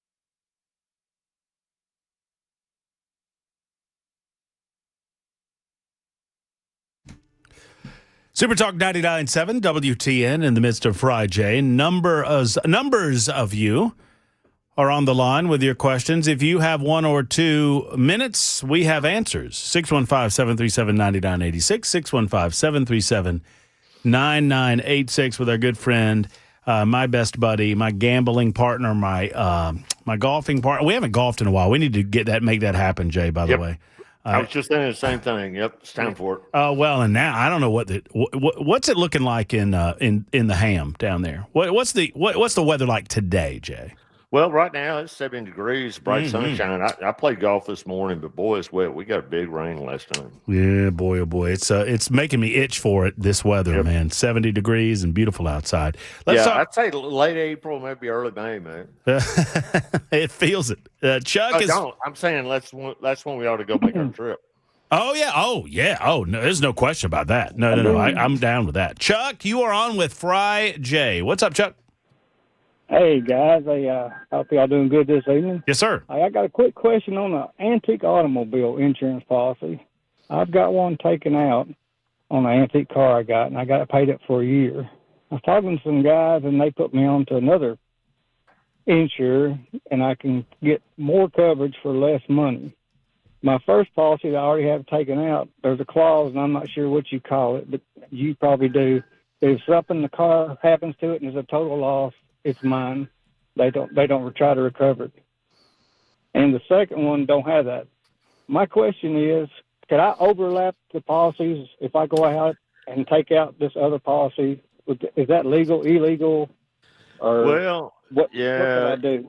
When you say I guess you could take out 2 policies. That's a little, over-insuring is a little bit tricky, Chuck, because the suggestion is it's like somebody goes and buys 2 homeowners policies, and then a week later the house burns down. That is suggestive that the fire was set. I've never really looked at that, Chuck, but they'll sell you. The other company will sell you a policy. I don't know that it's worth that doing that though. I mean, so the current policy is the new policy. Is it going to be cheaper, Chuck? The second policy, is it going to be less expensive? Yeah, less expensive with more coverage. Basically the same policy as the first one, except if well, here's the car. No, I get it. Now, I think the better plan is to. Are you talking to an agent about this policy, or are you talking to the company? The company. Okay, well, tell them. Look, I want a rider. That's the word to use. A rider. I want a rider on this policy that says if the car is totaled, then I keep possession of it, and I'm willing to pay for that. And they probably have that as an option, Chuck. They have all they're called amendments or riders or whatever. So I think rather than paying for 2 different insurance policies, I would talk to this new company and say, hey, I love it. I want to do business with you. But in the unlikely event that the car gets totaled, I want to keep the car. And can you add that amendment to the or endorsement is another word they use, Chuck? But just see if they will put that in that policy. I bet they will. Okay. Now now that they know that it means a lot to you, they may charge you a lot for it. But that would peace of mind. No, I get it. I think that's better than having 2 policies on the car, Chuck. Okay. All right. Well, I appreciate it, fellas. Y'all have a good evening. Thank you very much, Chuck. Great question. That's how we do it. Joe is next up on Frijay. Hello, Joe. You're on with Jay St. Clair. Hi. I have a question about making a will. Okay. It's just the 2 of us, my husband and myself. Right. And we have 1 child. Right. My question is a will necessary? Because everything that we have will be left to him. It really is. There are no grandchildren. We just have 1 son. Now, well, there really isn't a need for it, Joe, because you got just 1 heir. It's not that expensive, and you could might even do it yourself. It's a couple $100, but there's really only 1 circumstance where a will would be nice to have, How long have you been married to your husband, Joe? 50 years. 50 years. Congratulations. 50 years? Thank you. Yes. All right, so I'm going to approach this delicately, Joe. The only way that it'll really make a difference is if you have a will, is if your husband has a second child that you Very don't know doubtful. about. I was trying to sneak up on that. I'm trying to sneak up on that. Did you say very doubtful? I said very doubtful. Very doubtful. Well, so long as you are comfortable that your child does not have a half sibling, then no, you really don't need a will. I've got one. I'm single, and I've got just one heir, and I've got one because I'm a lawyer. That's what we do. Okay. But it's not necessary. But you can get a will for $300, Joe. Okay. Another question is living will. Do I Right. need an attorney for a living will? Yeah, you really do, because those are kind of technical. You say living will. I think what you may really mean is a living trust, or maybe even a living deed. But yeah, those documents get rather technical, Joe. I would not draft one of those myself. I would have a lawyer do that. Okay. All right. Thank you very much. Hey, Appreciate it. Joe, you still there? Yes. Okay. Can I ask you a question? Sure. Is Joe your given name, or is that a nickname? Nickname. Mm-hmm. Josephine? No. Oh, My given name is Jolene. Jolene. Oh, this is Jolene? This is Jolene. Jolene called. Can you send me a picture? Send me a picture. Jolene. Guys have wondered Jolene, for decades. do you know the joke about Jolene, Joe? No. You know the song by Dolly Parton, right? Oh, yes. Right. Yes. I'm sure you do. Well, for years, guys have been wondering how good looking Jolene must be. I don't know what for it really Jolene is. for Jolene to be able to steal Dolly Parton's man, she's got to be good looking. Hey, it just took one look. Oh, Joe's got her husband there with Joe, tell your husband he's one lucky man. He got Jolene. Woo! I think he is. Y'all have a wonderful, wonderful weekend, and thank y'all for listening. Thank you very much. All I right. appreciate your help. Absolutely. Take care. Thank you, Jolene. That is awesome. We finally met Jolene, Jay. It only took me 4.5 years. I knew we'd figure it out. Let's talk to Bob real quick. Well, I don't know where Bob's calling from, but he's calling for Jay St. Clair. Hey, Bob. But I'm in Shelbyville. Shelbyville. Yes, sir. Shovel. The walking horse capital of the world. That's right. You need to get some better jokes. You know that, don't you? He's a much better lawyer than he is a joke teller. Well, there was this priest and this Hindu monk and a lawyer on their way to this religious conference. Yeah. They were traveling by car late at night through the hinterlands, and their car broke down. Mm-hmm. So they walked up to this farmhouse to ask for a place to stay for the night. Farmer said, that'd be fine, but I've only got one bed. Mm-hmm. The other two of you going to have to sleep in I only got room for two. I said, one of you got to sleep in the barn. Yep. I think I know this one. So the priest said, I'll sleep in the barn. So the priest goes out. About an hour later, there's a knock on the door, and there stands the priest. Says, I can't sleep in the barn. I'm not the priest, I'm sorry, the rabbi. Said, I can't sleep in the barn. Said, there's pigs in the barn. I don't feel good sleeping with them pigs. Mm-hmm. So he comes inside, and the monk says, I'll sleep in the barn. So the Hindu monk goes out to the barn, and about an hour later, there's a knock on the door. There stands the Hindu monk. He says, I can't sleep in that barn. There's cows in the barn. I just don't feel comfortable sleeping in there with them cows. So the lawyer said, look, I'll go sleep in the barn. You guys go ahead and get to bed. About an hour later, there's a knock on the door. Old farmer opens the door. There stands the cow and the pig.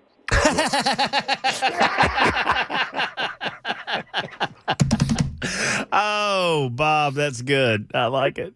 Had you heard that one? Yeah, no, but you told it real well, Bob. We got to go on the road together. That's a good. That's a good one. I'd never heard that one. That's good. I'll be here all week. Well, the second show's non-smoking, Bob. Thank you for the call. Tip your waiters and waitresses. They're working hard for you. Sally says, playing off your caller's question, if I video a will saying that everything goes to my daughter, is that legal? No. Well, that's easy for that. That answers that. That law is so archaic, Matt. There's just very specific things that by law have to go into a will, and one of them is the signature.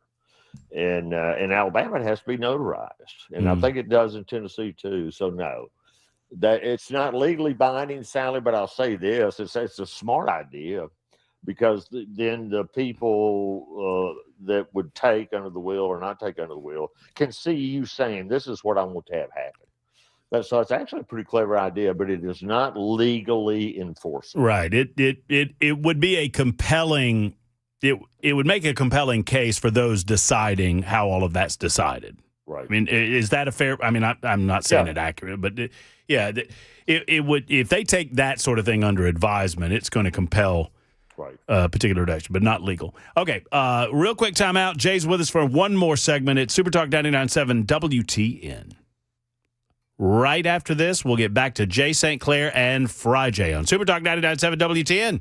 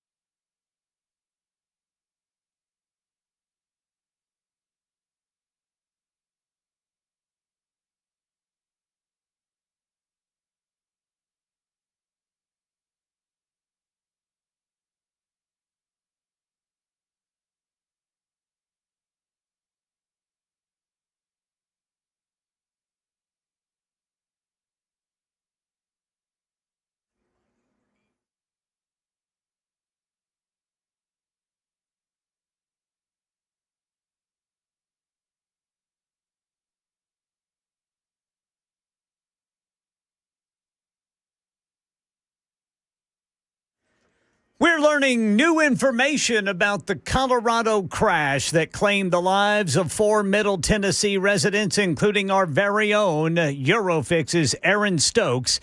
That and more coming up at 5 on Super Talk 99.7 WTN. Thank you, Ken Weaver. A couple of minutes more with Jay St. Clair. We're about halfway home on this Friday edition of the Matt Murphy Radio Show, Super Talk 99.7 WTN.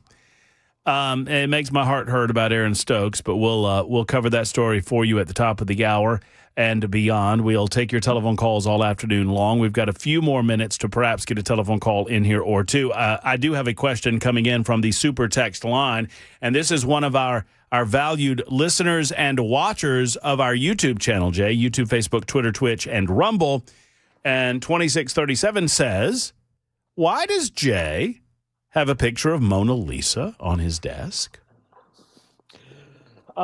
Here's why. I got that when my father was a rocket scientist in Huntsville. Mm-hmm. And in the late 70s, he had a business trip over to Germany. At that time, he was working on the Pershing II missile project. Oh, wow. The short-range nuclear warhead missile. Uh-huh. And so he went over and asked me if I wanted to go, and I said absolutely. So I did. Had the time of my life. I was in college, about 20 years old. And once he finished up there, we went to a few places. And one of the places we went was to the Louvre. Oh, in Paris. And so that was the first time I saw the Mona Lisa, and I bought that in the Louvre on that trip, and I'm glad I did. I've kept it all these years. Oh. So it's just a nice memory. My mom had died recently, right before we took this trip. I think my dad was doing that just to, kind of get away. That's great. That's a great story. Yeah, and That's I went with him, and when he went to, I bought a U-Rail pass, man. It was just him and me. Uh-huh. And when he would get up and go to work, I would get up and go to the train station. Uh-huh. And I'd go wherever I want to go and just take a day trip. Wow. And then come home in the evening, we'd have dinner, and we'd do it all over That's again. pretty cool. Yeah, it was a fun trip, and it's got a lot of sentimental value. I've never been. I've been to a couple of countries, Ireland and Amsterdam. Never been to France, but it's my understanding that the Mona Lisa is smaller than you think it would be. Well, I think that's the actual size. Oh, really? Okay. Then there you go. Small. Yeah. It's that small, right? Well, there's something about that smile. Well, it's something else. Jay, I have yapped long enough that I will not be able to get to another call, so I apologize to those that we have not been able to get to. Bob and Scott and Daniel are on the line. We'll get to you next week on Frijay. Jay, I want you to have a wonderful weekend. Dry out and hit them straight, brother. Thank you, brother. Same to you. Take care. There's Jay St. Clair joining us for a good hour of Frijay. I apologize to those holding. Like Bob, I mean, y'all can hold on and talk to me if you want, but there will simply be no Jay St. Clair here on Super Talk 99.7 WT. And when we return, an update on what Bill Clinton did or did not say in his testimony in the House Epstein probe today. He testified. We'll talk about that. We will speak on the state of Tennessee and some of the goings-on in the General Assembly to include trying to make it easier for the ladies to get birth control. We shall discuss. That's after the news. Your calls as well on a First Amendment Freestyle Friday. It's Super Talk 99.7 WTN.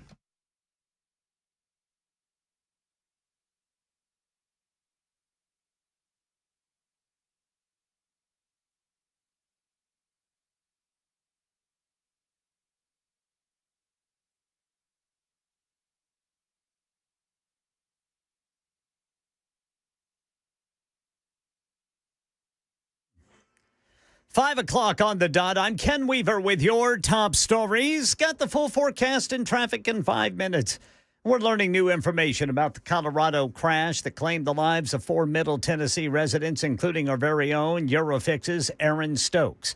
Federal investigators say the plane was flying an approach that is prohibited at night, and it hit a mountainside just 3 miles from the airport. Onboard data indicated normal engine performance with no mechanical issues found so far. And, of course, the community continues to mourn the loss of Aaron, Jackson, and Colin Stokes, along with business executive Austin Husky. Right now in Tennessee, Tennessee's Blue Alert system has been activated following the shooting of a Memphis cop last night. Investigators say 40-year-old Donnell Maxwell is wanted for attempted first-degree murder. should be considered armed and dangerous. He's described as black, 5'10", 180 pounds, last seen in dark clothing with an orange and green reflective vest. Anyone with information is urged to call 1-800-TBI-FIND. Over at the State House, state lawmakers passing a bill that requires private insurers to cover a full year's supply of birth control at once. We get more. That's going to be a benefit. More than 400,000 Tennessee women who may not have close access to pharmacies. It now awaits the governor's signature and would take effect July 1st, 2027. All ears and eyes on whether President Trump orders an attack on Iran over its nuclear ambitions. ABC's Patrick Reevell with more. We are seeing the U.S. Embassy in Israel today announcing that all non-emergency staff should evacuate and be out by Friday. That again suggests that perhaps we are moving closer to a U.S. attack on Iran. The USS Ford, the aircraft carrier, is getting closer to Israel. It's expected it might dock in Israel. If it was there, again, we hear from military experts that if it's docked in Israel, it's unlikely an attack would happen then, and perhaps it will still yet have to move closer. So many sort of clues and signs and speculation about whether an attack will happen. Epstein files update. Former President Clinton testified today he never knew of Epstein's crimes, and he himself never did anything wrong. Meanwhile, Democratic committee member Maxwell Frost says President Trump should come forward and answer questions from the committee, including regarding his Commerce Secretary Howard Lutnick, who admitted to having a friendship with Epstein. Donald Trump in a press conference said that Howard Lutnick is, quote, a very innocent guy. Donald Trump has asserted many times that he knew nothing of Epstein's crimes. If he doesn't know anything about Epstein's crimes, how can he know for sure that Howard Lutnick is, quote, a very innocent guy? Well, neither the Clintons nor President Trump nor Lutnick are accused of any crimes. And entertainment news. Well, ABC News says his family confirms singer-songwriter Neil Sedaka has died. He was 86, best known for hits of the late 50s and early 60s, but also this one in the 70s, Love Will Keep Us Together. Sedaka was Juilliard trained, born in Brooklyn, and became a key member of the Brill Building Songwriting Factory. That's the latest news. Traffic and weather next. I'm Ken Weaver, WTN News.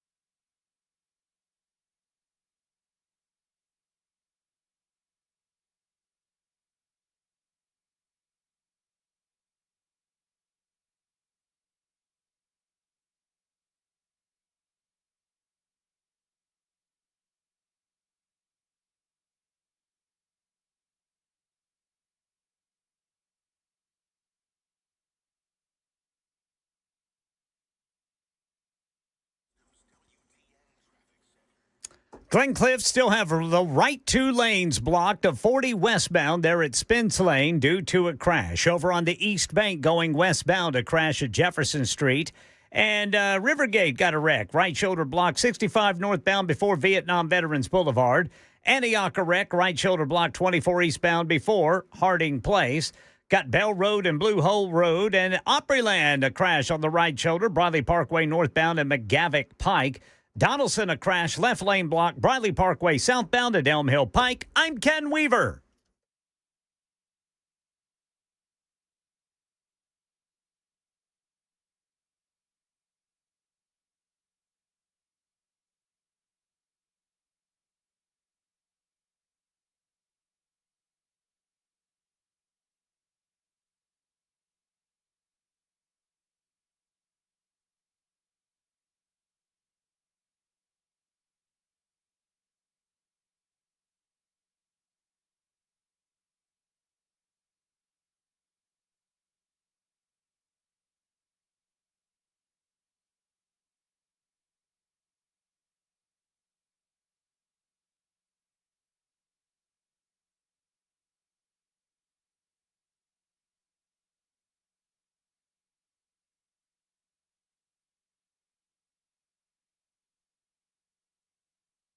It is First Amendment Freestyle Friday on the Matt Murphy Show, Super Talk 99.7 WTN. I love this day. It not only signals that the weekend is mere hours away, but it is also an opportunity for you to speak truth to power. All you have to do is pick up the telephone and call 615-737-9986, and we take those telephone calls. Anybody and everybody that gets on the line, if you have the patience, you'll get on the radio. 8 minutes after 5 o'clock, we're getting back to your calls momentarily. After I remind you that we've hit the weekend, folks, y'all be patient. Y'all be oh, my goodness gracious, especially if you're on I-40. How's that going for everybody? Doesn't look good, I'll tell you that. It is nasty on I-40 westbound. Well, that's really nasty everywhere. Actually, I'll tell you what, that I say all that. That's kind of cleaned itself up a little bit. Hold on, I have to. Why am I suddenly sneezing in this studio? My apologies. There might be another one coming. I don't know. I probably spent a good 3.5 years not sneezing in the studio, and the last few days there's been sneezes all over the joint. Anyway, welcome to your weekend. We like to thank those first responders, those EMTs, those doctors, those nurses, those firefighters, you police officers out there, all of you that are working throughout the course of the weekend. Maybe you're a truck driver, you're a restaurateur, waiter, or waitress. Perhaps you're a business owner that stays open on the weekend, or just the convenience store worker, not just the convenience store worker, the convenience store worker. We thank all of you weekend warriors that make our weekend special. For those of us that get a little bit of rest and relaxation, easy for me to say, we appreciate you. Jackson, I want to thank you personally for manning the fort over the weekend and making sure that everyone that wants to hear soccer in Nashville gets an opportunity to do so. You working the soccer game tomorrow? I am. How about that? Soccer back in the house, buddy. Hey! You excited? You excited? They're really good. Nashville Soccer Club, huh? Yeah, they're good. What? Do they have a mascot? Did they do that in soccer? Yeah, they have a Tempo the Coyote. They have a coyote? Yes. Huh. Well, I learn something new every day. The Titans have why did the Titans have a raccoon? Because that's the state mammal? Yes. We're going to make sure that everybody gets to have a raccoon that wants one, that gets one as a baby, that hand catches one as a baby. Because we're getting not if Scott Sapicki has his way. Scott Sapicki likes to pretend he's more powerful than he is. We've got powerful people on Capitol Hill that'll protect our Trash Panda Act, buddy boy.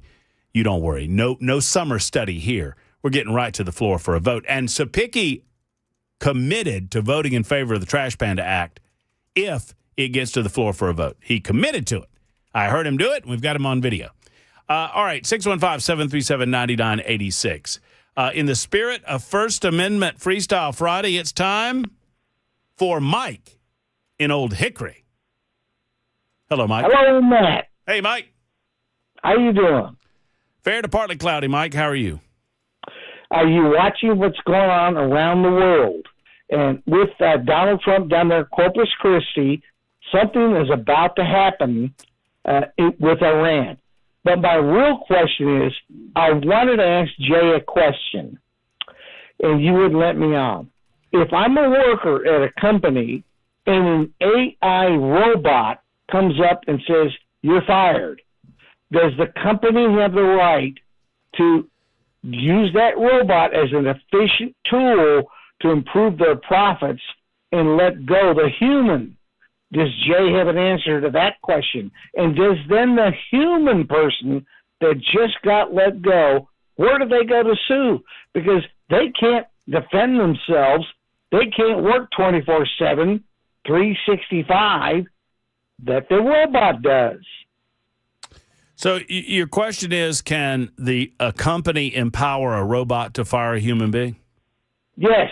And if the human being just cause, because they are human, they have faults. In other words, they call in sick, you cost me money, Medicare, I got to pay for your vacations, I got to pay for your insurance.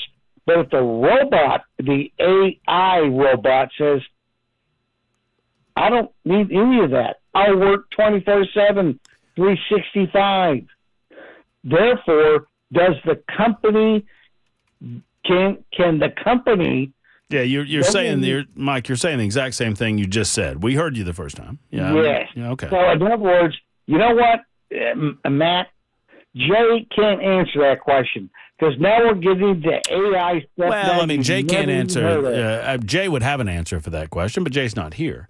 Now, I have some thoughts on it. I mean, it would. I'm not an attorney, but it would occur to me that if you enter into a contractual arrangement with a business and if that robot is in some way authorized to act as your superior and that robot is authorized by the ownership of the business to fire you, then yeah. I mean, if you can get fired by an email, you can get fired by a telephone call. Asking, the robot doesn't own the business. It's hired by the business. Right. To go up to the person and say, Mike, you know what, you're not efficient. Mike, therefore, you need to go. So are you saying that the robot autonomously made a decision that to fire you without consulting with the ownership? It has to, because it went to the person, the human, that says, you know what? Listen, I'm trying to work with you here, Mike. I promise I'm doing my best. I'm trying to work with you. Just hold on. Let me make sure I understand what you're saying. That you work for a company, and that company has an AI robot working for it too, and that AI robot fires you. When I'm in your hypothetical scenario, was that AI robot acting on its own, or was it told to fire you? No, the management told the AI robot, you know what? Yeah, then you're fired. Then you're fired. Then guess what? You're fired. Okay, so you agree with that. Then guess what? The person, the human person that is not as efficient as the AI robot can be fired. And what I wanted to ask Jay is, can the human then say, well, wait a minute, I worked here, I'm a human, and I did a good job, I thought. I know I may have called him sick too many times, whatever. But then management comes in and says, you know what? You are going to go because this robot works 365, 24/7. All right, this is a right-to-work state. Your company can fire you for any reason whatsoever. Well, I take it back. Hold on. Let me offer an amendment to that. They cannot fire you because based on some of the protected class elements like color of one's skin or that sort of thing. But they can fire you for any legal reason whatsoever. I mean, they can't fire you because of your skin color, but they can fire you for any reason of their choosing. It's a right to work state. Fire you due to your efficiency. Yeah, and this is why we're in AI. Yeah, because then the company can say, "Hey, I got to make money here. I'm a company. I'm here for the profits. Yeah, I mean, and you're not making me money. This robot can make me money. Correct. So therefore, I can fire you. Yeah, they can fire you. Is it legal? Yeah, that's yes, Mike. I can tell you that. It's pretty. Thank you, Mike, for the call. My goodness.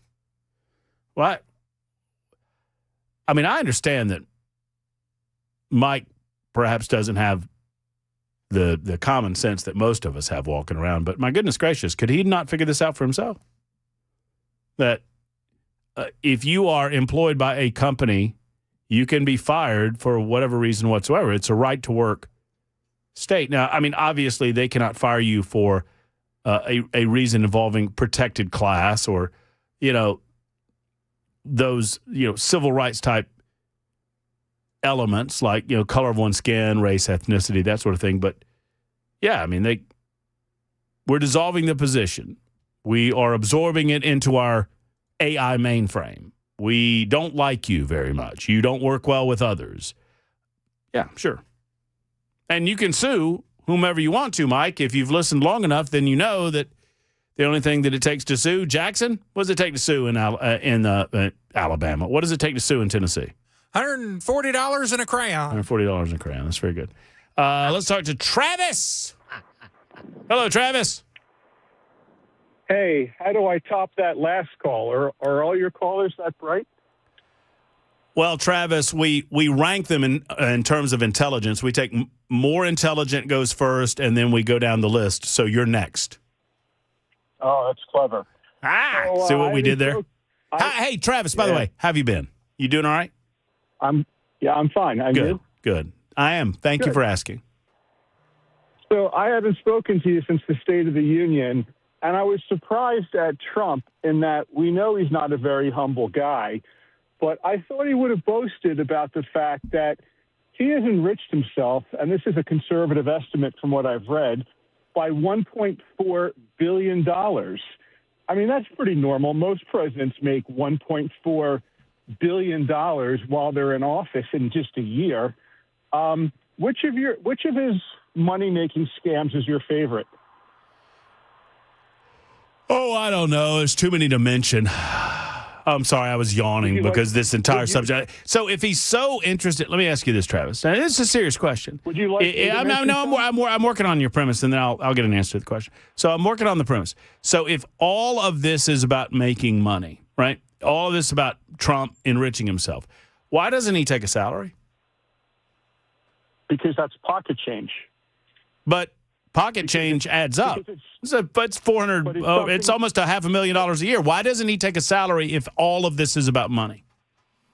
Because it's something he can say to the MAGA morons. Look, I don't even take a salary. Mm-hmm. I'm just enriching myself a million other ways. Mm-hmm. How much more was Barack Obama worth before and after his presidency? Do you know? I don't know. Okay. How much more was Bill Clinton worth? How much more was Bill Clinton worth after his presidency than before? Do you know? You're talking about garden variety corruption. No. I'm talking about corruption. No, I'm talking about the Clinton. I'm talking about the Clinton Foundation, pal, which raked in billions of dollars as a result of Bill Clinton's grift and graft and corruption. That's what I'm talking about. So that's your answer, that Trump is doing it, but it's okay because all the No. It's not an answer. I'm just pointing out the hypocrisy that you're so interested in how much money Donald. I disagree with the premise, by the way. I don't think Donald Trump is valued more today than he was prior to being president. However, I'm just working off your. I'm willing to work off the premise in order to illustrate what a hypocrite you are, Travis /Zeke / whatever name you're going by today. I know you have an audience to keep happy, but you're not that stupid. You know. Not that stupid about what? Whether it's selling. Okay, all right. Well, then let's do it. How much was Donald Trump worth in 2015? If you know the numbers, then tell me the number right now. Go. I have no idea. What do you mean you have no idea? You just said he's worth $1.5 billion more now than he was before he was president, but you don't know how much he was worth before he was president, you jackass? First of all, it wasn't 2015 that I'm even talking about. It's the past year. How much more was he? How much was Donald Trump worth in 2015 before he ran for president of the United States? Do you know? No, I do not. How much was Donald Trump worth? Okay, then. How much was Donald Trump worth in 2023? Do you know? $1.4 billion less than he's worth now. How much is he worth now? Do you know? No, you don't. You oh, my God. How easy is this to expose you? You're not very good at this, man. You need to go do something else. You are not good at this. There are some that are. You are not. You don't even know. You come up. No. The entire premise of your call was Donald Trump is worth you said 1.5 first. Now you're saying 1.4. $1.4 billion more today than he was before his presidency. But you can't tell me how much he was worth in 2015. You can't tell me how much he was worth in 2023. And you can't tell me how much he's worth now. Do you understand how bad? Do you understand how awful you are at this? You are horrible at this. I don't fault you for this. Just be better at it. You're not good. So your premise for being a seminar caller is to call radio stations around the country and say, Donald Trump's worth $1.5 billion more now than he was worth then.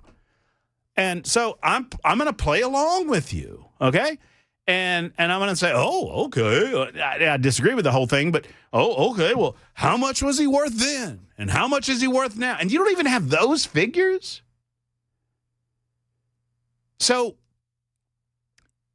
if your goal is to try to illustrate I don't even know what it's almost as if you're working for Trump.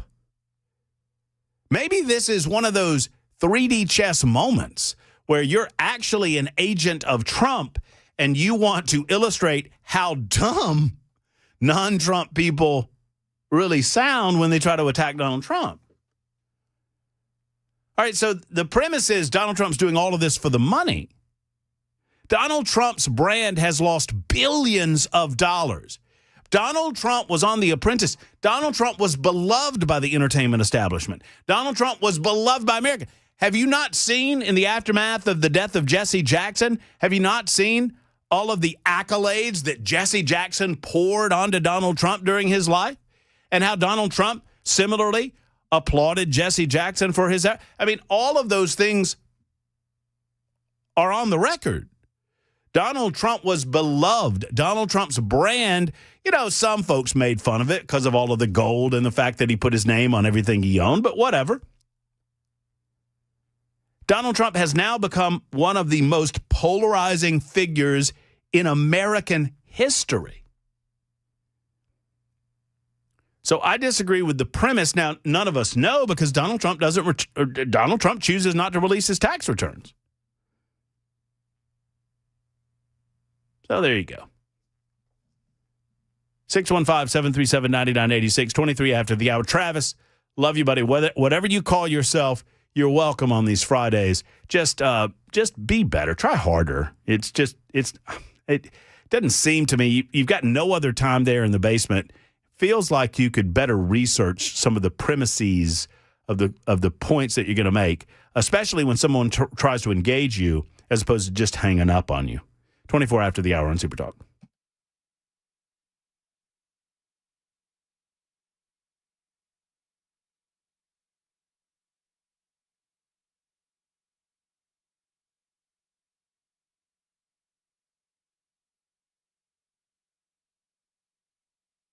Hello, friends. It's Matt Murphy for Grace Point Healthcare. Modern medicine delivered the old-fashioned way. Affordable, convenient, comprehensive medicine in a direct pay format. Now, spring is around the corner, friends. I mentioned I'm sneezing. I need to go to Grace Point. I just realized that's what I need to do. I need to call 599-6868, schedule that appointment, go ahead and check out some of these seasonal allergies that I might have because I don't feel bad, but, I got sneezing and I got a little runny nose and I don't want to suffer in misery. Get complete testing. You can and I can get complete testing so we can enjoy the season that is upon us. And as the temperatures begin to increase, so do social engagements. And if you're looking to get rid of unwanted lines and wrinkles, you can ask about their Botox. They've got Botox treatment available at Grace Point Healthcare. With age and certain lifestyle comes changes to the hormones. Grace Point also provides comprehensive testing and treatment for both men and women to get your body back into its normal rhythm. And, oh, by the way, new patients, if you are a new patient at Grace Point, mention my name, tell them I sent you, and you can get a free B12 injection with your first new patient visit. And B12 is so good. They're reliable, they're healthy, they're a great way to increase energy and boost mental function in a natural way. Give the call that so many others have made. Schedule the appointment today, 599-6868, Grace Point Healthcare.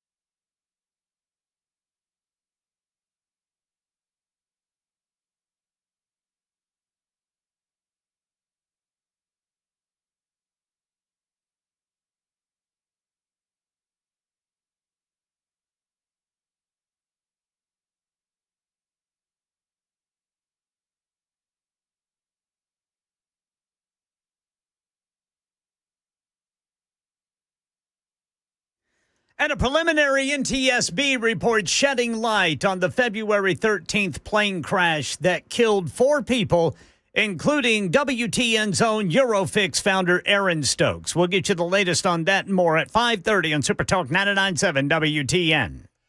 That is on the way next. Super Talk 99.7 WTN. My name is Matt Murphy, and this is the Matt Murphy Radio Show. I thank you for being a part of it.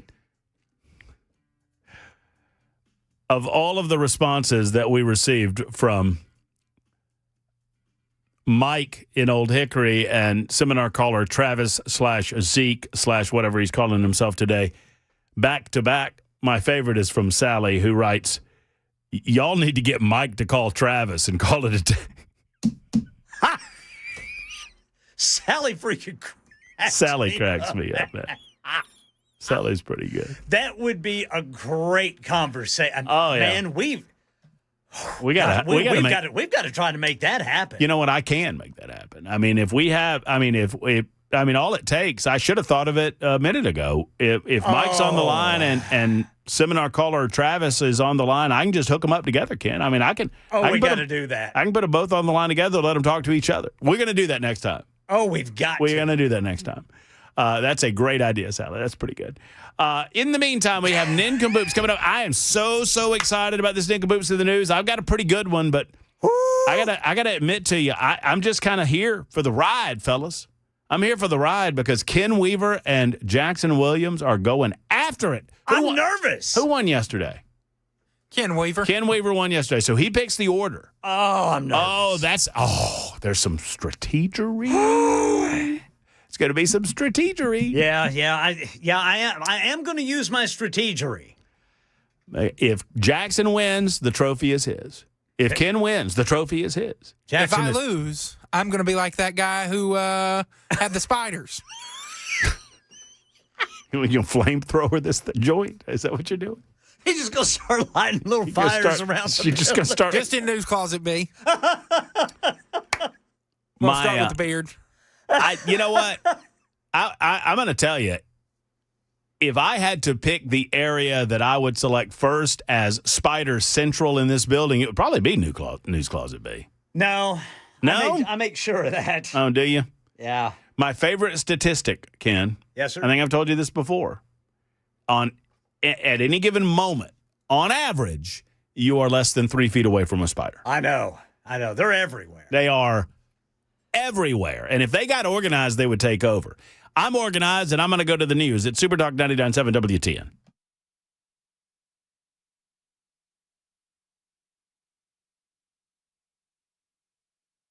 I'm Ken Weaver with your top stories. Got the full forecast and traffic in 5 minutes. News 2 says the preliminary NTSB report is shedding light on the February 13th plane crash that killed 4 people, including WTN's own Eurofix founder Aaron Stokes. The aircraft was on approach to Steamboat Springs, Colorado, when it descended below the required altitude and crashed into Emerald Mountain. Investigators say weather was calm, but runway lighting systems at the airport were partially unusable that night. The victims included Aaron, his son and nephew, and Franklin business leader Austin Husky. A Memphis police officer in critical but stable condition. The suspect, authorities say, shot him, is on the run. The Tennessee Bureau of Investigation issuing a statewide blue alert for 40-year-old Donnell Maxwell, last seen wearing dark clothing with an orange and green reflective vest. He is described as a black man, about 5'10", 180 pounds, and believed to be armed with a silver handgun. So anyone who spots Maxwell should call 1-800-TBI-FIND. Tennessee close to expanding birth control access for women statewide. A bill is headed to Governor Lee's desk that will require private health plans to provide a year's supply of contraceptives in a single refill, mirroring coverage already available through TennCare. Supporters say this is going to benefit more than 400,000 women in Tennessee who live in areas with limited access to pharmacies. The bill awaits the governor's approval before taking effect in 2027. All ears and eyes on whether the U.S. is going to attack Iran. President Trump telling reporters before leaving the White House today he's not happy with the way Iran's negotiating over its nuclear ambitions. I'm not happy with the fact that they're not willing to give us what we have to have. So I'm not thrilled with that. We'll see what happens. We're talking later. Now, Secretary of State Marco Rubio is telling Americans in Iran to get out immediately. That's the latest news. Traffic and weather next. I'm Ken Weaver, WTN News.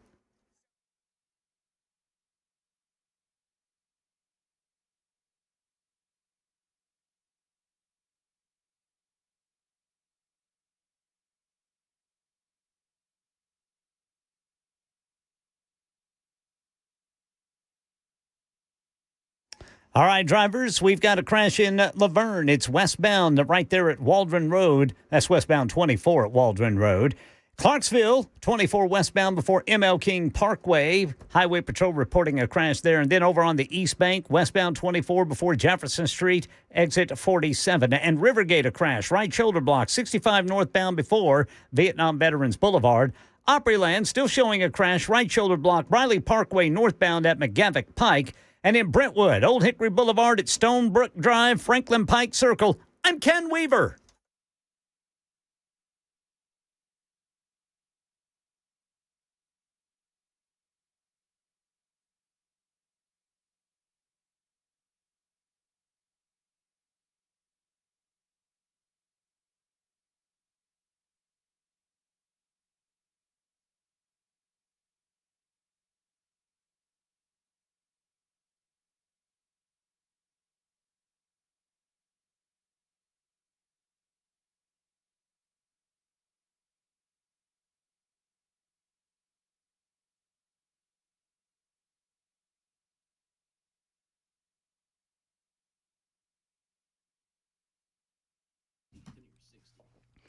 When's the last time an insurance company actually shopped around for you? Well, at King & Associates Insurance, that's exactly what they do every single day. It's Matt Murphy, and instead of sticking you with one company's prices, King & Associates searches dozens of top-rated carriers to find the best home and auto insurance coverage at the best possible rates. And I know from personal experience how this can affect your wallet, right?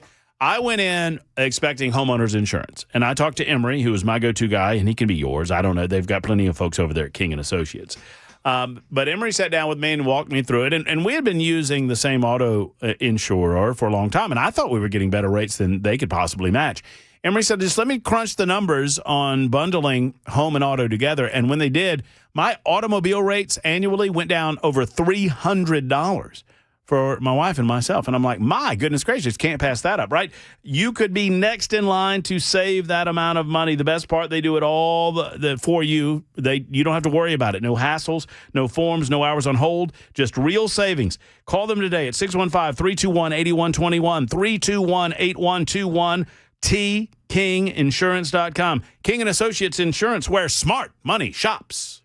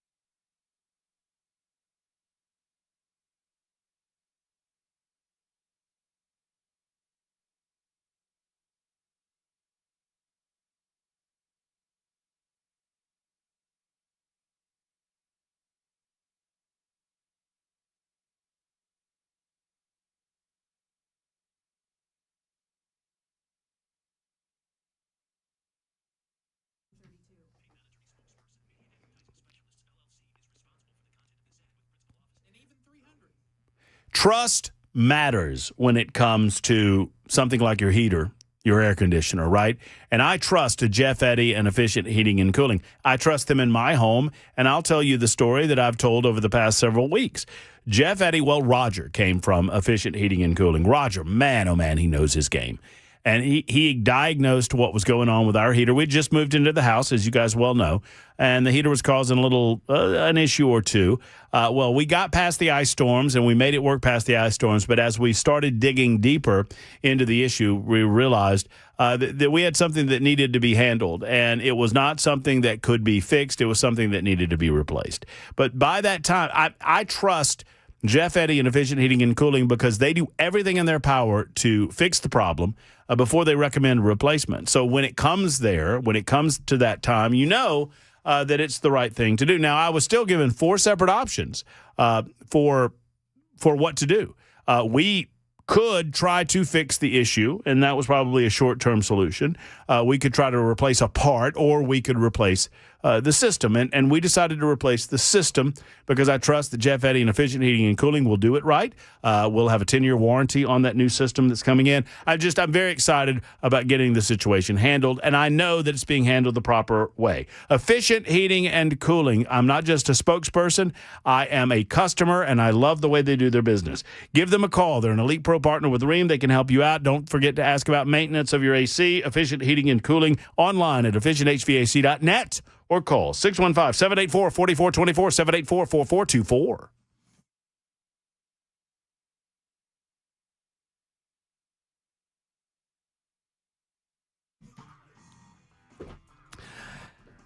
Our good buddy Bob, which is spelled the same backwards and forwards, is on the line. We'll get to him. Nincompoops coming up moments from now. I've got a pretty good one. Also, speaking of nincompoops, I almost thought to use this one as my nincompoop, but I didn't want to be accused of rigging the game. CNN is freaking out, y'all. Hashtag never CNN. Oh, I love to hate these people. What a bunch of garbage people. They are garbage people on a garbage network spewing,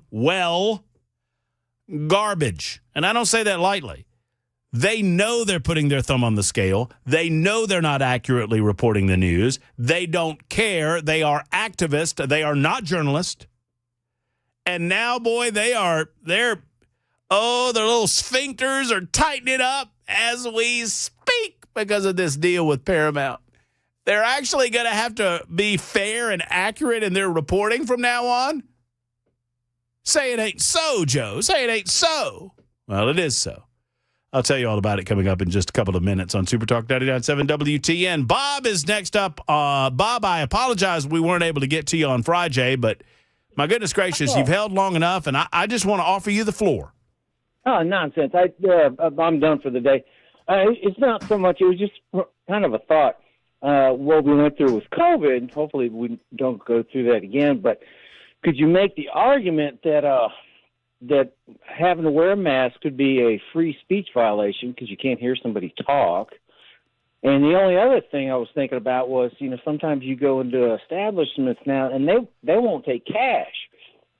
And could you make the argument that if you don't take cash, a First Amendment violation for religion, because the Amish don't use credit cards, and cash is legal tender too, right? Yeah, I mean, if you could make somebody take cash, and then also too a lot of homeless people and whatnot, they're mentally challenged, a lot of them. And so you could say, well, that's a ADA violation because they don't take cash and they don't have, or they use cash because they don't have bank accounts. Well, it says right here, this note, I'm reading from my money here. It says this note is legal tender for all debts, public and private. It says it right there. Yeah, I'm just saying. It's just a thought, because later on if they, I still use cash, so I kind of like it, actually. So anyway, I'll let you get back to work. Well, thank you, Bob. It's a good question. Those businesses that do not take cash, I don't know what would happen if you challenged them on that. I think Jay and I have talked about this in the past. I would want to ask him that question again. I'll do it next week. I know that if you go to cashless places like when we went to Nissan Stadium, when I was gracious enough to offer Jackson a ticket to watch his Tennessee Volunteer football team lose to whatever, what garbage team did y'all lose to? Illinois? Yes, sir. The stadium's cashless, right? But they have kiosks where you can go and you can get like cards, gift cards, quote unquote, for your cash. So they offer you a way around that. Plus, it's a ticketed event, which is another aspect of this. I don't really know the answer to that question, but I'm curious enough that I can find out because obviously your money is, like I say, what was it? What did it say on there? This note is legal tender for all debts, public and private. You know, a better thought. We had some other work being done on the house recently, and the gentleman that was doing it did not have access to a credit card or debit card machine. And he said, "Well, don't you have a check?" Am I the only one? I haven't had a checkbook in 5 years. I don't write checks. I pay online, or I pay through. I have a Venmo type or a PayPal type. I've not had any reason to write a check in I don't know how long now. Maybe I'm doing it wrong. That could be entirely true. You know what? If I go a moment longer without telling Jackson to hit the music, I think I'm doing it wrong because, friends, it's 44 after the hour. It's time for Nincompoops in the News. Look at here. Look at this. Look at that. You see that, Jackson? Nincompoops in the news. Can you see that? See that on your screen? Uh-huh. It is time, friends. It is a Friday edition of Nincompoops in the News on Super Talk 99.7 WTN. And let me tell you something.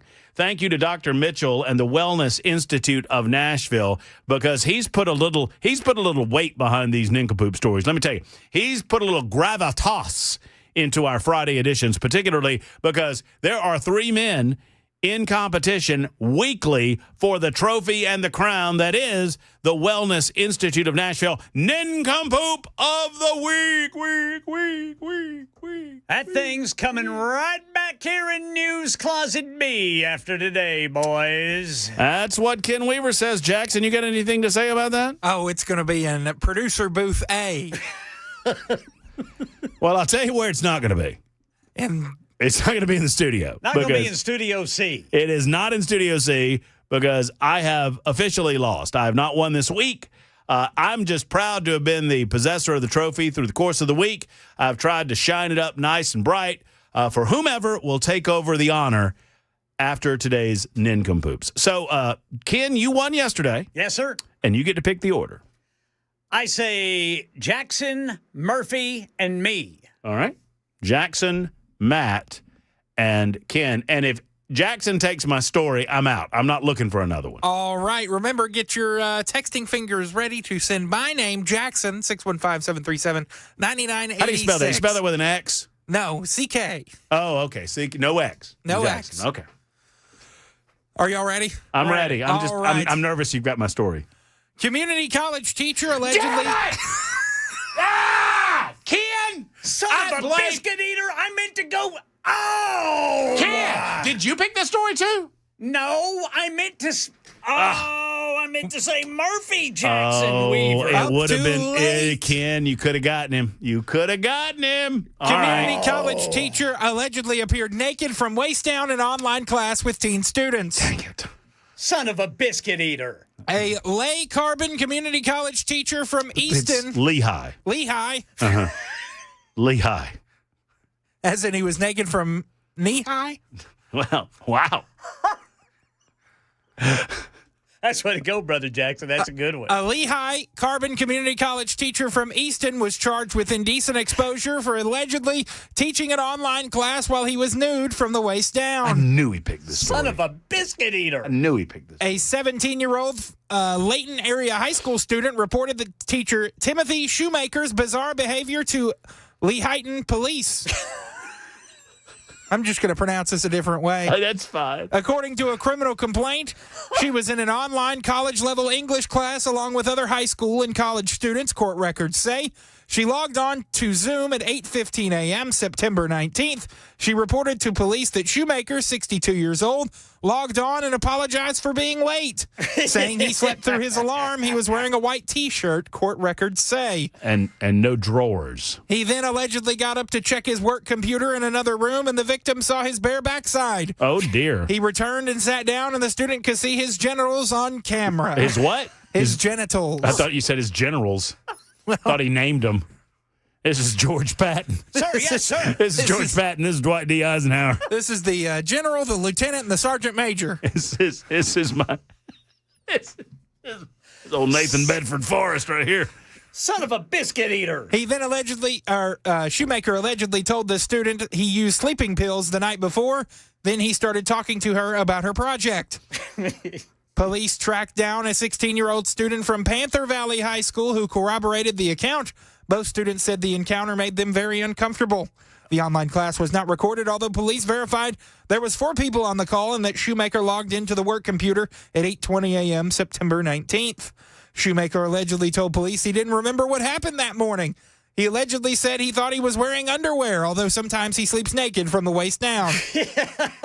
What did he thought he was wearing underwear? Yes. That's what he said? Yes. He said he thought he was wearing underwear? Yes. That's his excuse? Yes, that is this nincompoop's That's excuse. a nincompoop Police say Shoemaker told them he called a mental health service and explained that he did something wrong.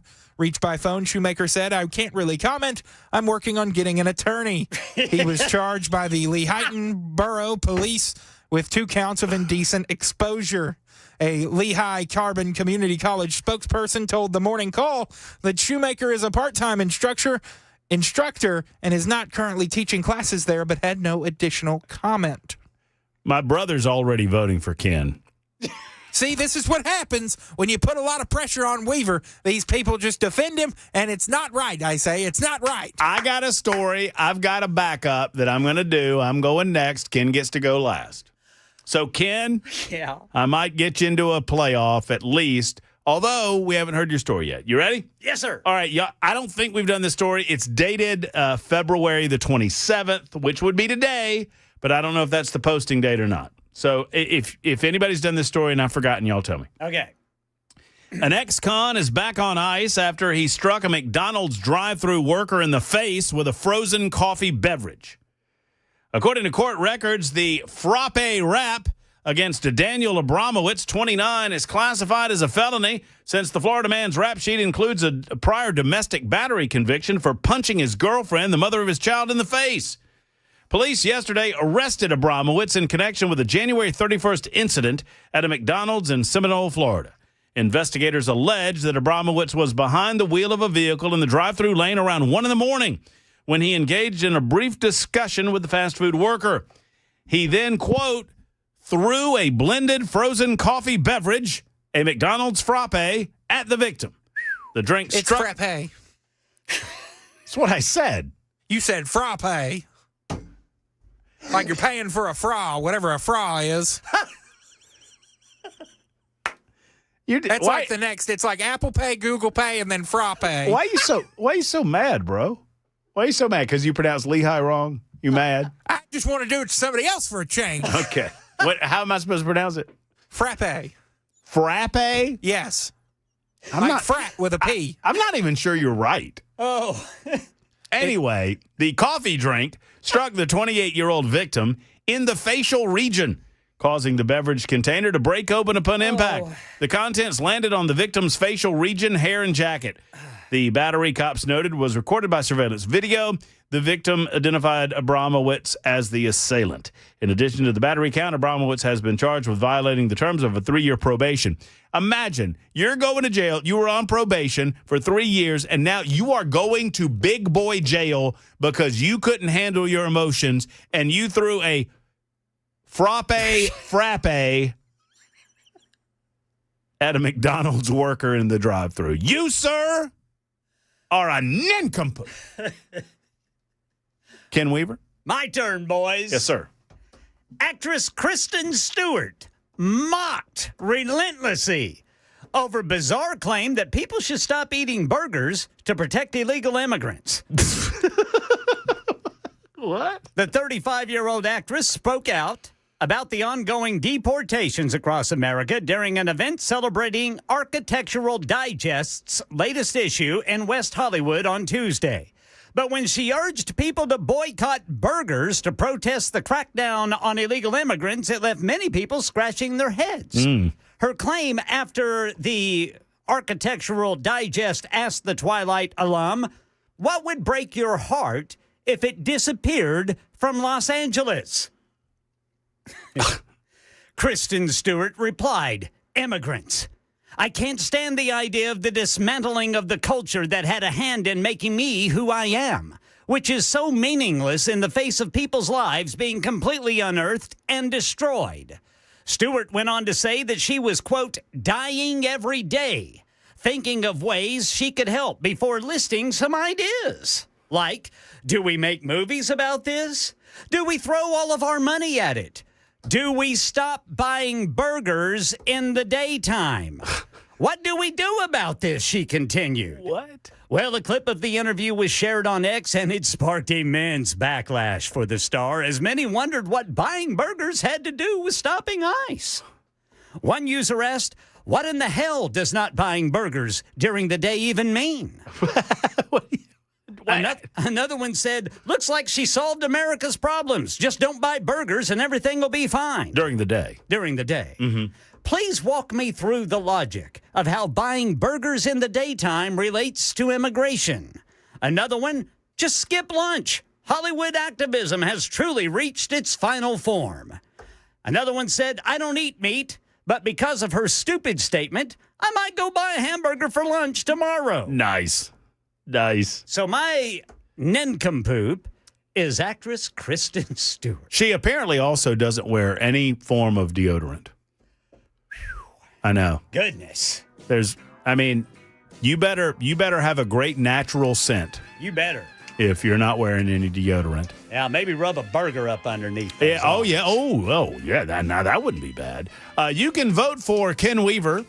Yes, sir. Or Ken Weber. Yeah. Or you can vote for Matt Murphy. Or you can vote for Jackson, I suppose. One way or the other, we're going to figure it out. You've got until 6:10. The voting closes then. Supertalk 99.7 WTN.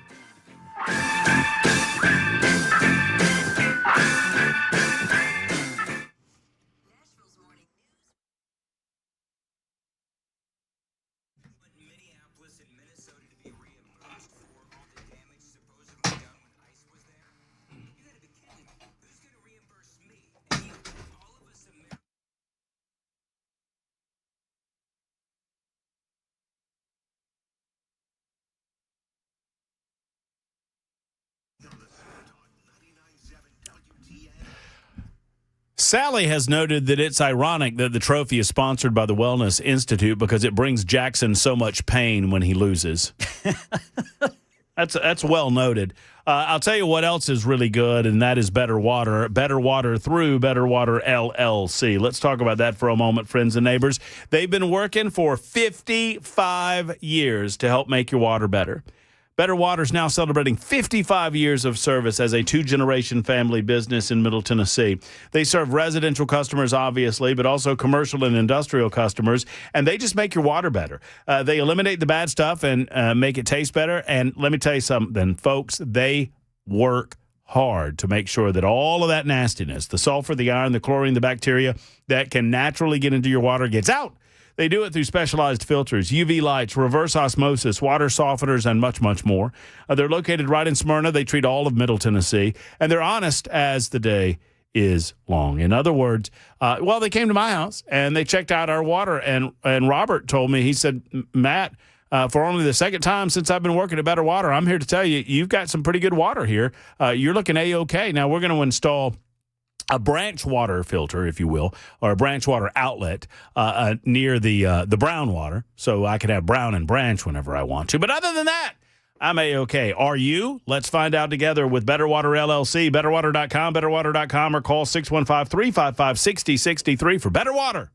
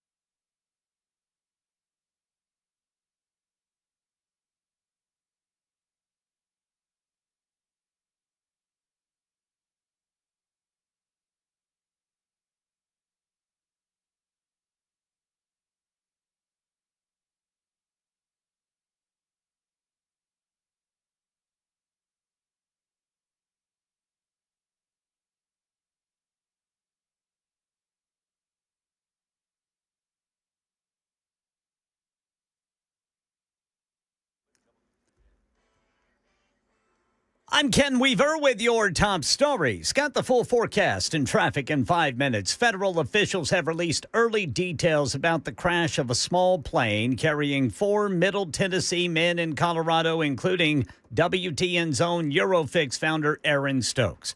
According to the NTSB, the aircraft was flying a nighttime approach that listed obstacles and was not authorized after dark before it struck a mountain at more than 8,200 feet. Engine data shows the plane was functioning normally and the autopilot was engaged at the time of impact. Those killed were Aaron and Jackson Stokes, Colin Stokes, and Franklin businessman Austin Husky. A blue alert is active across the state as authorities search for Donnell Maxwell, accused of shooting a Memphis cop last night. That cop in critical but stable condition. The officer was shot around 8:15 p.m. in the South Perkins Road area of Memphis. Maxwell is described as black, 5'10", 180 pounds, considered armed and dangerous. If you have information on his whereabouts, you're asked to call 1-800-TBI-FIND. And the Tennessee General Assembly has advanced legislation aimed at reducing missed doses of birth control across the state. Lawmakers say giving patients a full year of contraceptives at once will help those who struggle to reach a pharmacy consistently.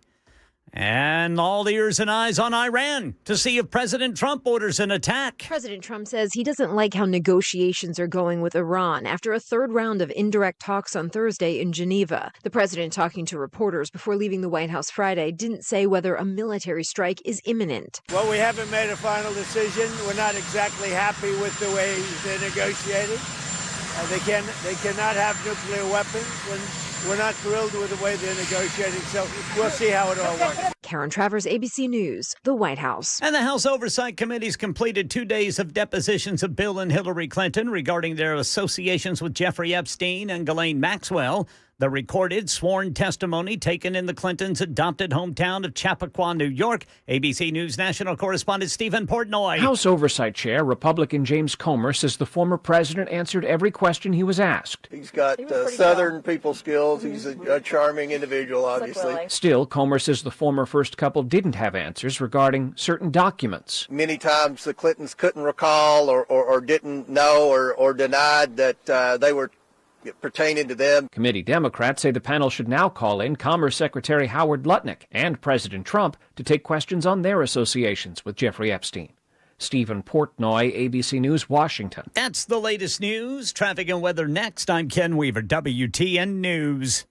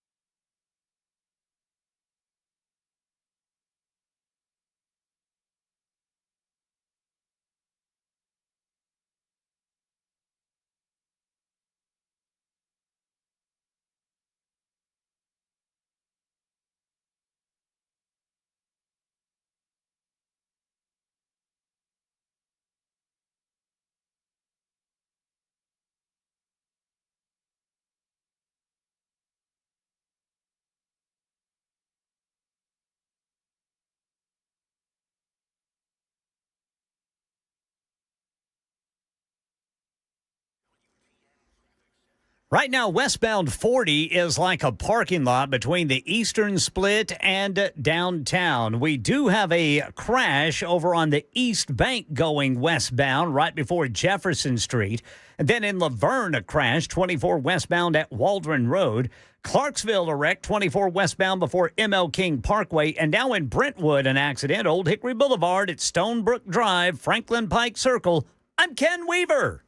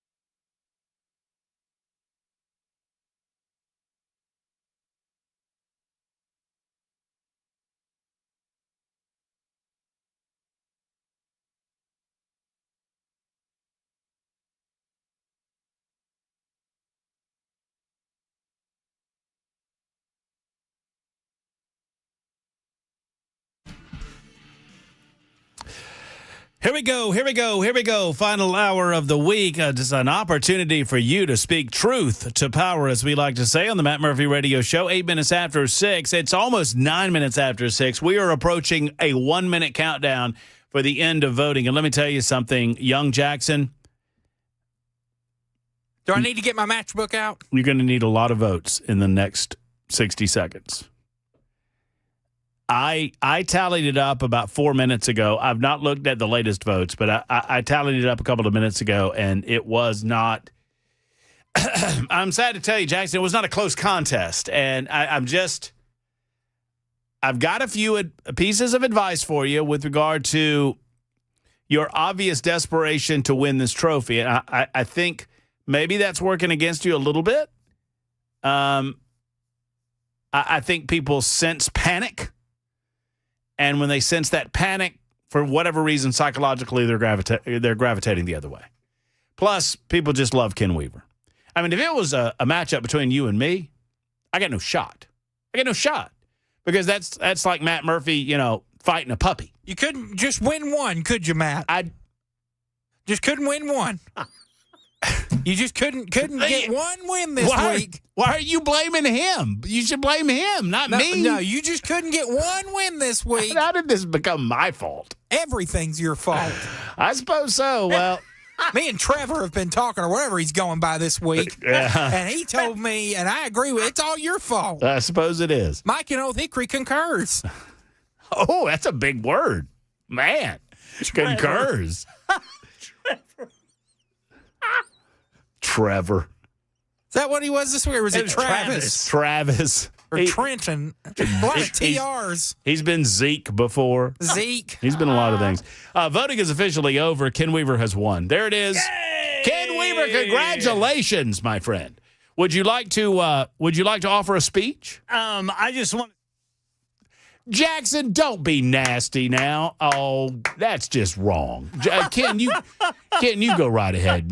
You give the man 30 seconds to thank those he needs to thank. You can play him off at the end of 30 seconds. Ken? I just want to say that I'm very proud that the Wellness Institute Golden Trophy and Crown for Nincompoops of the Day will be back where it belongs in News Closet B. And I want to thank Brothers Jackson and Brother Murphy for the stiff competition. Spirited competition. Yes, Thank you, Ken. Yeah, Matt was such a hard beat this week. All your stories were crap. I had the Lehigh Community College story. You stole it from me. Hey. That's what I said after every one of your stories this week. That was actually my fault. My strategery almost backfired on you, Ken. I didn't do it right. I don't know what I was thinking. It almost backfired on you because, if I go first, then I have an opportunity of stealing Jackson's story, and then he's scrambling. Yes. I would have been so hosed if he hadn't messed up. I had nothing backing me up. Ken Weaver, you have not thanked the most important. I don't know that I heard you thank the most important individual that you ought to be thanking for your victory for the week. Oh, Kristen Stewart. People hate her. I mean, that's the biggest thing that I'm seeing on the Super Text line. Is like, I'm voting for Ken because I hate Kristen Stewart so much. I'm voting for Ken because Kristen Stewart is the worst actress ever. Oh. She was not very good in that Twilight. I didn't care for it. I didn't care for it a bit. Y'all watch that Twilight? You watch that Twilight, Jackson? No. I need to find you a movie this week. Never seen Twilight. Brother Jackson's got to watch Cool Hand Luke. I'm gravitating toward Cool Hand Luke, Ken. That's kind of where I'm heading this week. And then I want Brother Jackson to repeat some of the lines to us. Is it a Western? It is it's a prison movie. You'll love it, Brother How old Jackson. is it? 1968. I will be asleep by the 30-minute mark. You should, Jackson. You're gonna love it, dude. You've got to make it through. You're gonna love it. Also, I have one more thing to say regarding nincompoops. Ken may have the trophy for a week, but I still have a window. That's so salty. He's so salty. I can see the beautiful Nashville skyline. Dark out there, man. Hey, when are we getting Spring Forward? That's coming next weekend, right? Isn't it Sunday? Oh, it's not this Sunday. I don't think. Sunday. I think it's next Sunday. It can't come soon enough. I know. I'm ready. I'm ready for a little light when we leave these facilities at 7 o'clock. Yes, sir. Congratulations to Ken, Jackson, salty as ever. And thank you, WTN Nation, for your support. Y'all are good people. It's like when this guy transferred from Tennessee, he thanked Smokey the Dog Nation. And he misspelled Smokey. Somebody said, you know what Jackson and the Tennessee Volunteers have in common? What? No trophy. We have plenty of trophies. Yikes. Not in your lifetime. We won the Music City Bowl in 2016. Have they won the Natty in your lifetime? No. I don't guess so. About 11 months before I was born. Close. That's a toughie. Well, there's always next season. 14 after the hour. Craig is next. I probably screwed up my generals, and Craig is going to call me on it. And I'm sorry, Craig, in advance. Go right ahead, sir. Oh, well, no problem. It just reminded me of a story back when I was at Shaw Air Force Base in '84. The colonel showed up for work that morning, and his fly was unzipped. And the secretary said, she didn't know what to do. She said, Colonel, your barracks door is open. Well, he didn't think anything about it. He went in his office. A little bit later, he noticed his fly was open. So when he went back in there, he was going to mess with it. The secretary said, when my barracks door was open, did you see an airman standing at attention? She said, no, I didn't, but I did see a disabled veteran sitting on 2 double beds. Oh, man, come on. I mean, that's I'm kidding. I'm kicking you off the radio show before you say something that you can't take back. I saw too retired. Jackson, this is what you have in store for yourself. You ready?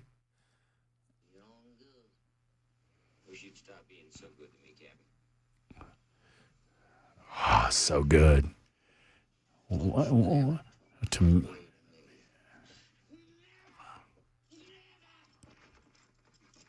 This is the iconic scene.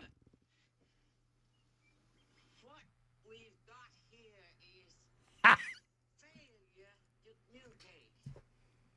Some men you just can't reach. So you get what we had here last week, which is the way he wants. Well, he gets it. I don't like it any more than you, man. So I get 3 months to watch this movie? You can take as long as you want. But that's the one you're getting.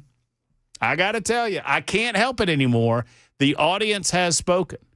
And several have already said that if you don't like Cool Hand Luke, you have to, quote, turn in your man card. You're getting something bad.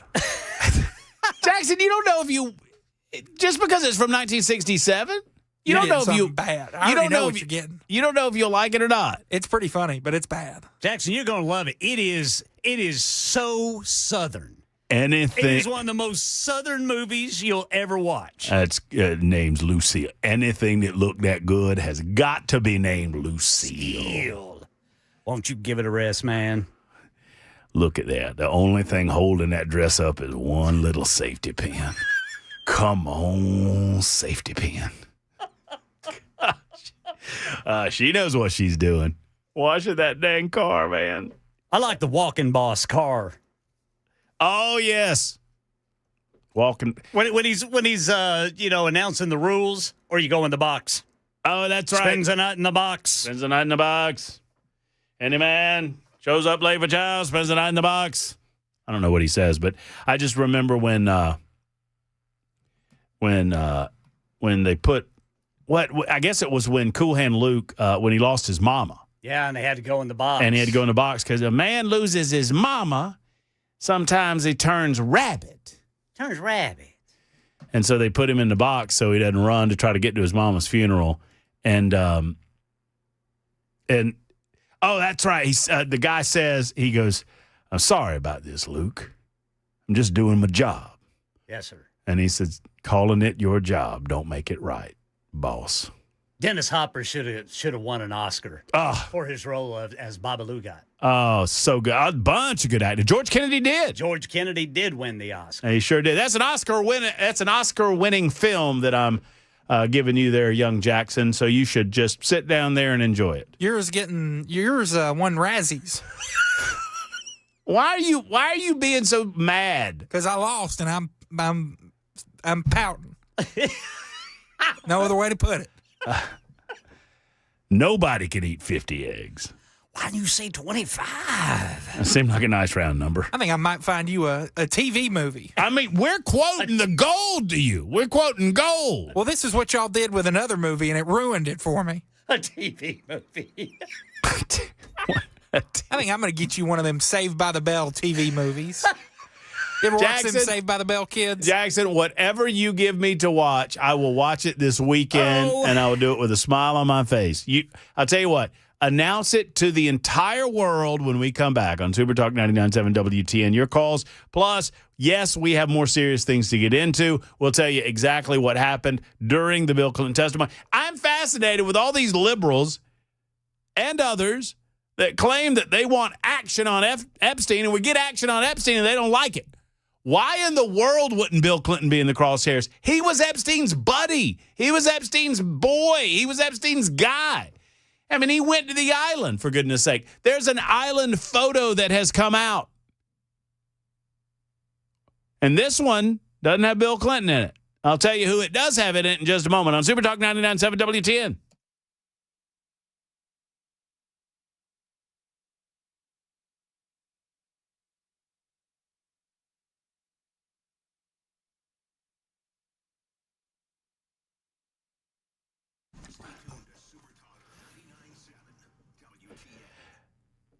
You know, we're getting a lot of messages on the super text line like, I believe Jackson has MDS, Murphy Derangement Syndrome. Jackson is the biggest man baby I've ever heard. Well, here's what I will say to that. Jackson does not need to go. All of you need to go to Savory Spice. Jackson does not, because Jackson has enough salt. He is as salty as they come. As a matter of fact, if Jackson went into Savory Spice, they would start scraping off of him and putting it into bottles and selling it.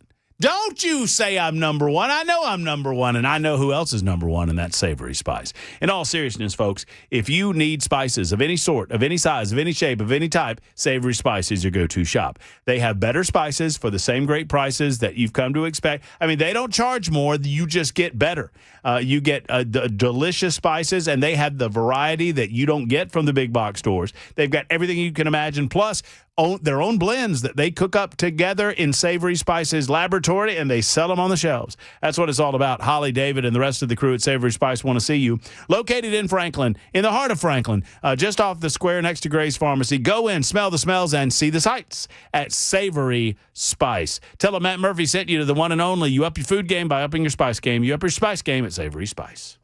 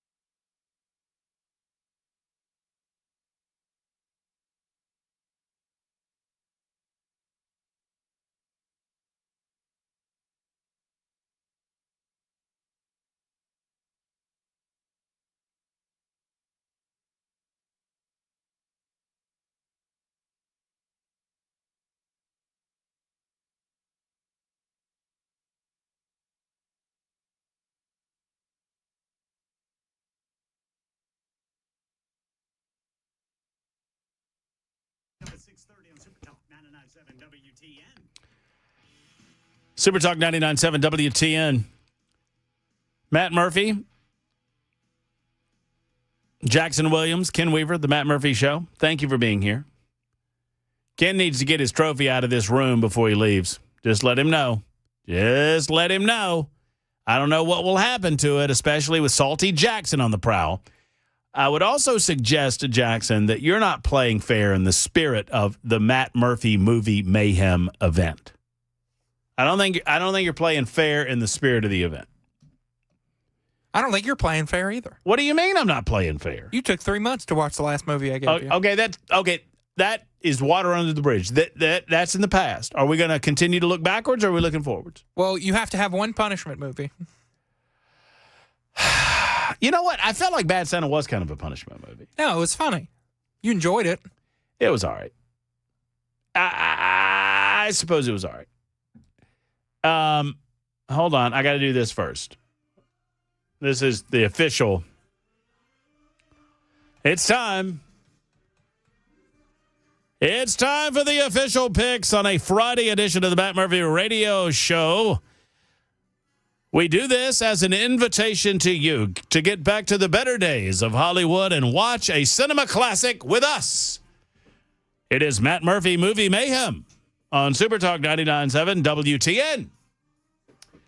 All right, Jackson, I'm going to go ahead and make it official, and then you can call it out as you desire. 1967 was the year. This movie was nominated for a number of Academy Awards, and if I am not mistaken, it was nominated for Best Picture. And so I am finding some of the best movies ever conceived of and produced, and I'm offering them to you for your enjoyment. I'm going to offer you the fabulous film Cool Hand Luke. And Jackson, if you can stay awake, I assure you, you will enjoy it. You will enjoy it. You will enjoy it. Cool Hand Luke is your movie, Jackson. What's mine? Build it up now. Oh, can you play the music again? Yeah, sure. Hold on. Stand by.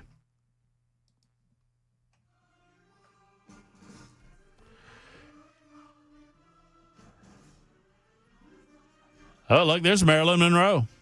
Oh, I think that was Paul Newman. He's in that movie you're going to watch this weekend. All right, Jackson. This one is Dwayne Johnson's classic, Journey to the Mysterious Island from 2012. What?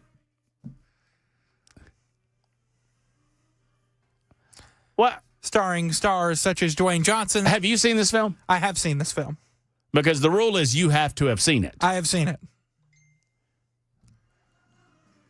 Is this actually a Hollywood movie? Yes. Okay. Dwayne Johnson, and what's the name of it?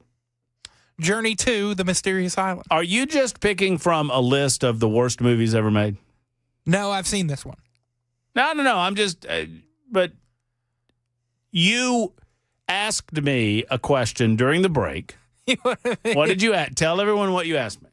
Have you seen the Dukes of Hazzard reboot? Yeah, and I said, is that the one with Burt Reynolds? And you said yes, and I said, that was horrible. And he goes, oh, I know. I was going to give it to you. Why are you trying to find the worst movies? I don't think that's in the spirit of the contest. Next week you get a good one. Okay, well. I genuinely didn't think you'd watch Bad Santa last night, so I'm kind of...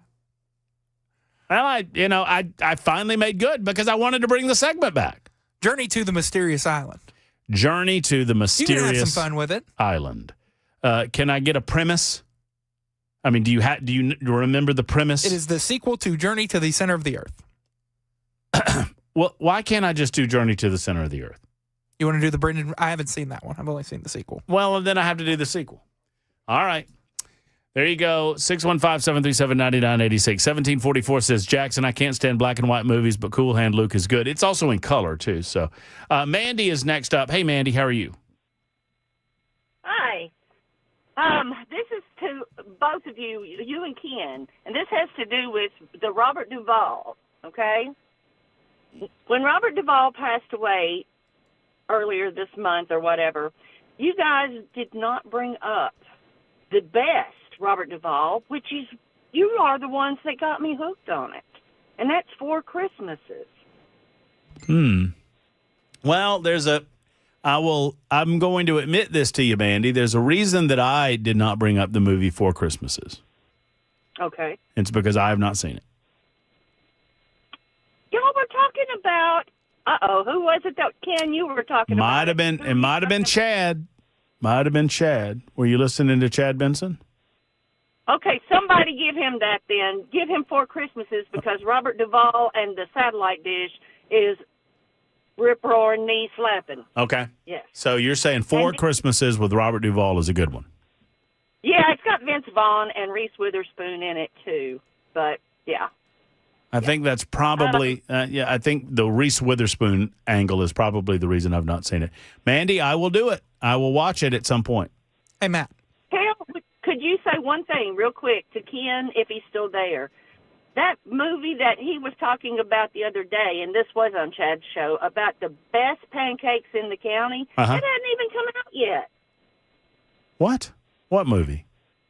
It's called The Best Pancakes in the County. It is coming out a little bit later this year, or maybe early 2027, and it has Nick Cage in it. Okay. And he was talking about it like he'd seen it, and I was trying to find it, and it hadn't even come out yet. Huh. Oh, well, I will let Brother Weaver know, Mandy.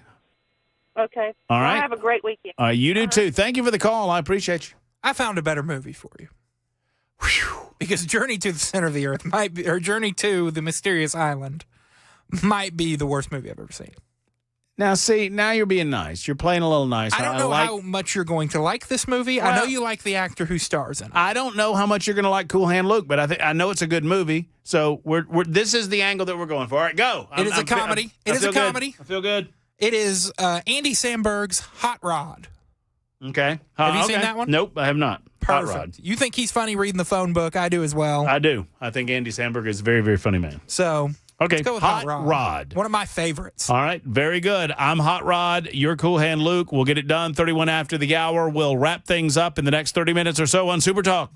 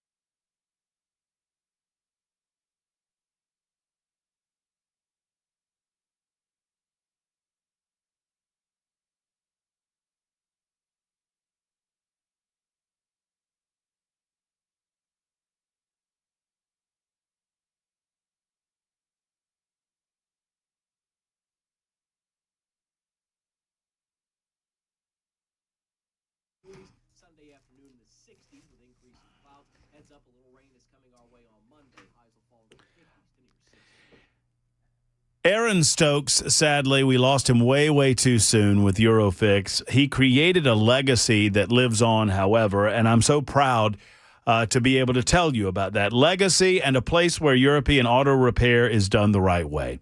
It's Matt Murphy, and Eurofix was never your typical greasy garage, and they will not be. Their rooms are clean and comfortable. Their service areas are spotless because Eurofix cares about everything, from how you're treated to how your vehicle's treated to how their mechanics are treated. Every repair comes with a rock-solid 3-year, 36,000-mile nationwide warranty on all repairs Eurofix performs. Plus, they do so at below dealer pricing. You don't have to put up with a dealer price or to get ghosted when you're waiting on a callback. Eurofix fixes everything European, plus a rental car available at every single appointment. Locations in Nashville, Franklin, Belmead, Murfreesboro, and Mount Juliet. 844-EUROFIX, 844-EUROFIX, or visit myEurofix.com. That's myEurofix.com for our friends at Eurofix.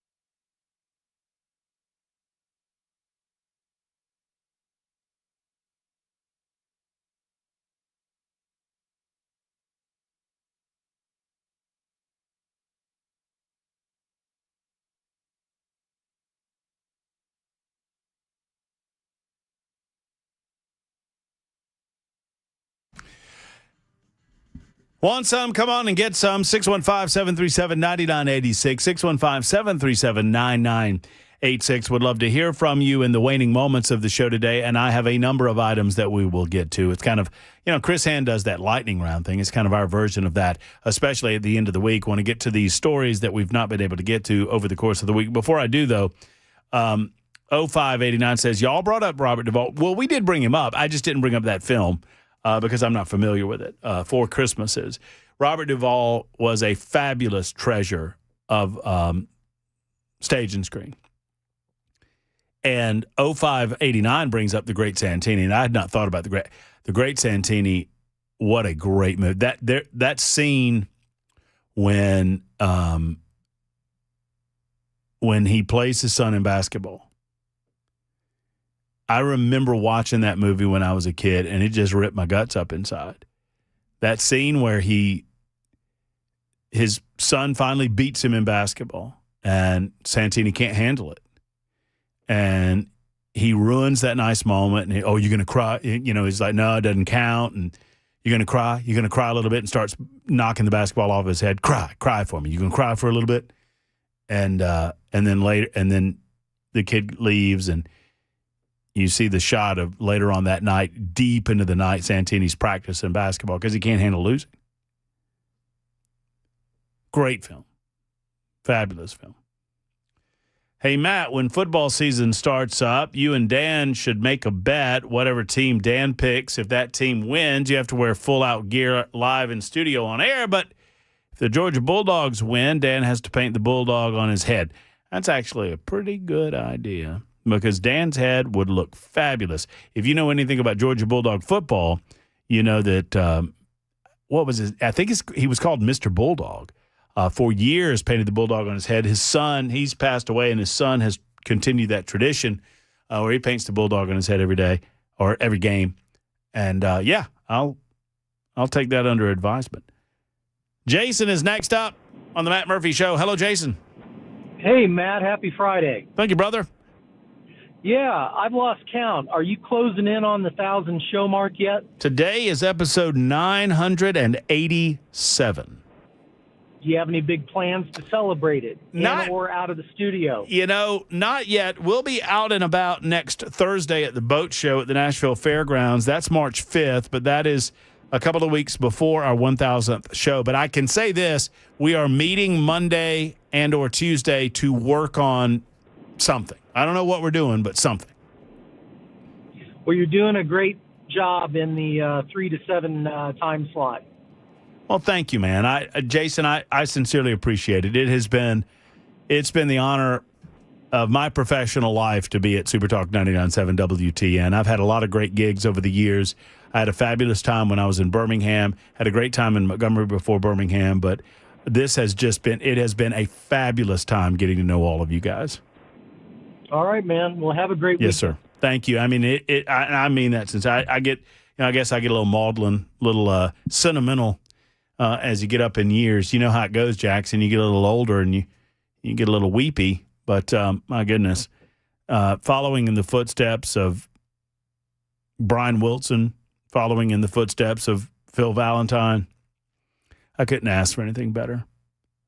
And I just I appreciate the fact that you guys put up with our shenanigans. I appreciate the fact that you put up with my attitude because I get one sometimes.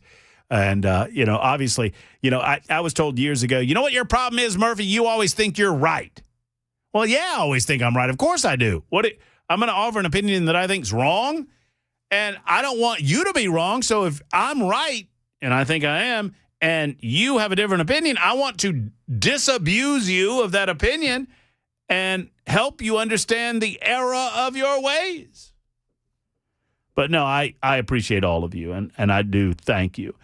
Many people, and someone has just mentioned this, Jackson, have mentioned the necessity of getting your camera turned back on so we can see that lovely mug in the control area. I don't necessarily share that sentiment, but a lot of people have shared that sentiment with me. In the meantime, here's how to get it done. Y'all, if you know Teresa Broyles-Zaplin over there at the Nashville Electric Service, if any of y'all have a connection with Teresa Broyles-Zaplin, would y'all let her know that this is how you get it done? The director of the Louvre Museum, we mentioned the Louvre earlier today with Jay St. Clair.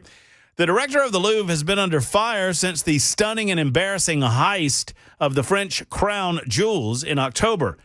That director has now stepped down from her position, according to French President Emmanuel Macron and his office. The office, in a statement, said that Macron accepted the resignation of, I guess it's not her, it's him, Laurence Descartes, and that he praised the move as an act of responsibility at a time where the world's largest museum needs calm and a strong new impetus to carry out major projects involving security upgrades, modernization, and other initiatives. Thieves took less than 8 minutes in October. This was an incredible heist. I love a good heist. I would want to be a part of a good heist. I mean, I don't want to steal from other people necessarily, and I certainly don't want anyone to get hurt. But who doesn't want to be a part of a good heist?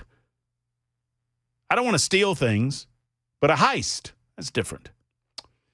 Anyway, the heist stole $102 million worth of crown jewels in a weekend at the world's most visited museum. Took less than 8 minutes. Descartes was named director of the Louvre, one of the museum world's most prestigious posts in 2021. Oh, it is a she. She had offered to resign the day of the robbery, but it was refused by the culture minister. I saw a tragic, brutal, violent reality for the Louvre. And as a person in charge, after all the hard work done by the teams that day, I felt it was the right thing to do to resign. So think about this. The head of the Louvre, nobody was killed. Things were stolen. She understood that she had failed in her task. She had failed in her post, and she offered her resignation day of. Anybody listening to Teresa Broyles Applin? Anybody out there? Hello? That's how you get it done. Macron thanked Descartes for her work and commitment, said he wanted to give her a new mission focused on cooperation among other museums. That is the way to do it. Waymo has launched public self-driving automobiles in Houston and other locations, including right here in Nashville, Tennessee. Here's a question. Would you, Jackson, would you take a Waymo? You know what a Waymo is? Yeah. Driverless car? Yeah, I'd do it. You'd do it? Mm-hmm. We should do it together. We should do it, and we should film it, and it should be a Murphy mess around. We need to start those anyway. So I don't know how to make sure you get, I guess you go through the Waymo app. All right, so here's what we do. I can't make a firm commitment yet because I don't know if I'll be out of town or not next weekend. But it's not available yet. I thought they were ready to go in Nashville. Not to the public. Are they just testing? Yeah. Okay. Because I've tried. Okay. As soon as they get ready, we're taking a trip from 10 Music Circle East to downtown. We'll go. We'll do some drinking down there. We'll carouse. I'll buy because I know you're broke. And then, you know what we should do? Somebody gave me a great gift card to Jimmy Kelly's. Maybe we head on over to Jimmy Kelly's on the Waymo. I'm down. Enjoy some of that. Well, I thought they were already open in Nashville. That was the entire reason for me to bring up this story. Waymo says that an array of hardware is exactly what is meant to keep riders and other road users safe. Every vehicle that they equip on their driverless cars uses 29 cameras, 6 separate radars, 5 LiDARs, I don't even know what that is, 4 audio receivers, essentially the ears of the vehicle that hear things like sirens. It creates a complex but understandable picture for Waymo to understand the world around it. The Waymo driver is always driving. It's always in control of your routing and destination, and it does all of those calculations on board in real time. And it is coming to Nashville, Tennessee. They've got the fleet. I saw the fleet out on Charlotte Pike. One of the reasons that I thought they were already open. I suppose that is not the case, but we anticipate them coming to town or going online. They're already in town, going online very soon. Yeah, a lot of people are saying that they that you've seen them around. So according to Jackson, and of course Jackson's never wrong, the Waymos, they're just testing right now, and they're not online for public transport because Jackson tried it. Robert is next up. Hey, Robert, what's up? Can you hear me okay? Yes, sir. I just figured I thought of a real good way to pay off the national debt. What's that, Robert? Take all this federal funding that we're not sending to the blue states and the sanctuary cities and everyone that's had their federal funding yanked because of what they're doing. Mm-hmm. How about we take that federal funding, invest it into NASA, and have NASA go mine some asteroids with all those gold material? Because I think one of the NASA reports said there's trillions of dollars worth of rare earth material in the asteroids. Well, let me tell you, there's apparently, I'm told there's a lot of rare earths out there on those asteroids. I don't disagree with you. Maybe we can get Ben Affleck and I would say Bruce Willis, but that's sad. I don't want to say that. I was going to make a joke about we could just park the asteroids into orbit and let Elon Musk send that starship up and grab them, bring them back down. Maybe so. I mean, why not? Heck, the problem, Robert, and thank you for the call from out in Laredo way. The problem, Robert, is we got set back a little bit. I guess the original plan was to land on the moon in 2028. Now we're not going to do that. We're just going to circle the moon by 2028, I think. I should be more on top of this because I love the idea of space exploration. Jackson, do you think, I know you make the old jokes. I'm 52, Jackson, so I've got another good 10 years in me at least. Do you think we will launch a mission to Mars in my lifetime? Let's say I live to be 80. 28 years. You don't think so? No. Come on. Then we're not. What are we even doing? What are we trying? No. I think we will. I think we will get to the moon. We'll do that several times.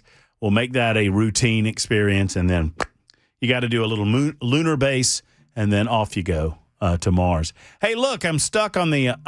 Am I not operating anymore on the? I guess I'm not. We're offline. Oh, no, I'm back. I'll tell you what. Quick timeout. We're going to call it a weekend right after this. It's Super Talk 99.7 WTN.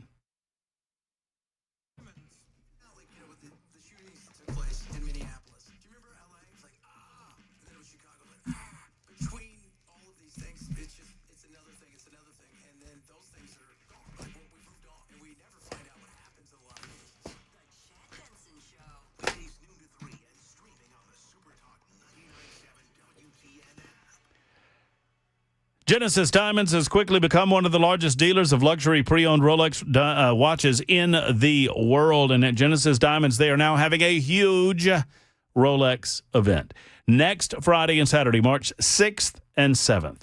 If you've always wanted a Rolex and you've never thought them affordable, if you're looking to add to your collection and you want something special, something particular, now is your time. Friends, do not miss this epic 2-day event featuring a stunning new selection of these hard-to-find watches. They have Submariners, they have Daytonas, Pepsis, Batmans. Genesis has the most popular models in pristine condition, some still in the box, never worn. During the event, you can take advantage of the special financing of up to 5 years financing on a Rolex, which is pretty cool. It makes it in reach for most everyone. And with the purchase of any luxury pre-owned Rolex at this event, Genesis will give you a pair of 4-carat lab-grown diamond earrings for absolutely nothing. Free. Just for buying that pre-owned Rolex that you've wanted for so long. If you already own a Rolex, bring it. You can trade it in or you can sell it to Genesis Diamonds. You'll get top dollar. Friday and Saturday, March 6th and 7th, only at Genesis Diamonds. Your home for luxury pre-owned Rolexes and diamonds.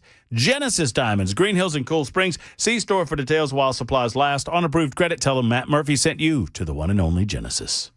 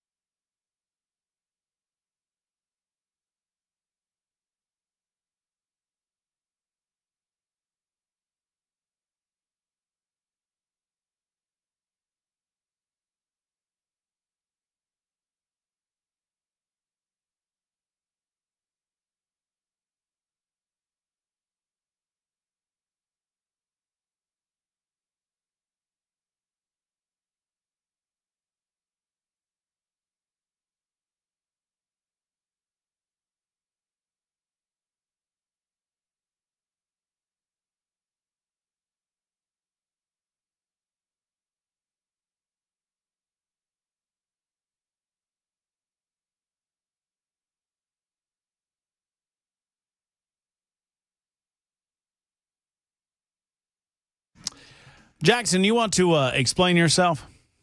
I'm good. Are you?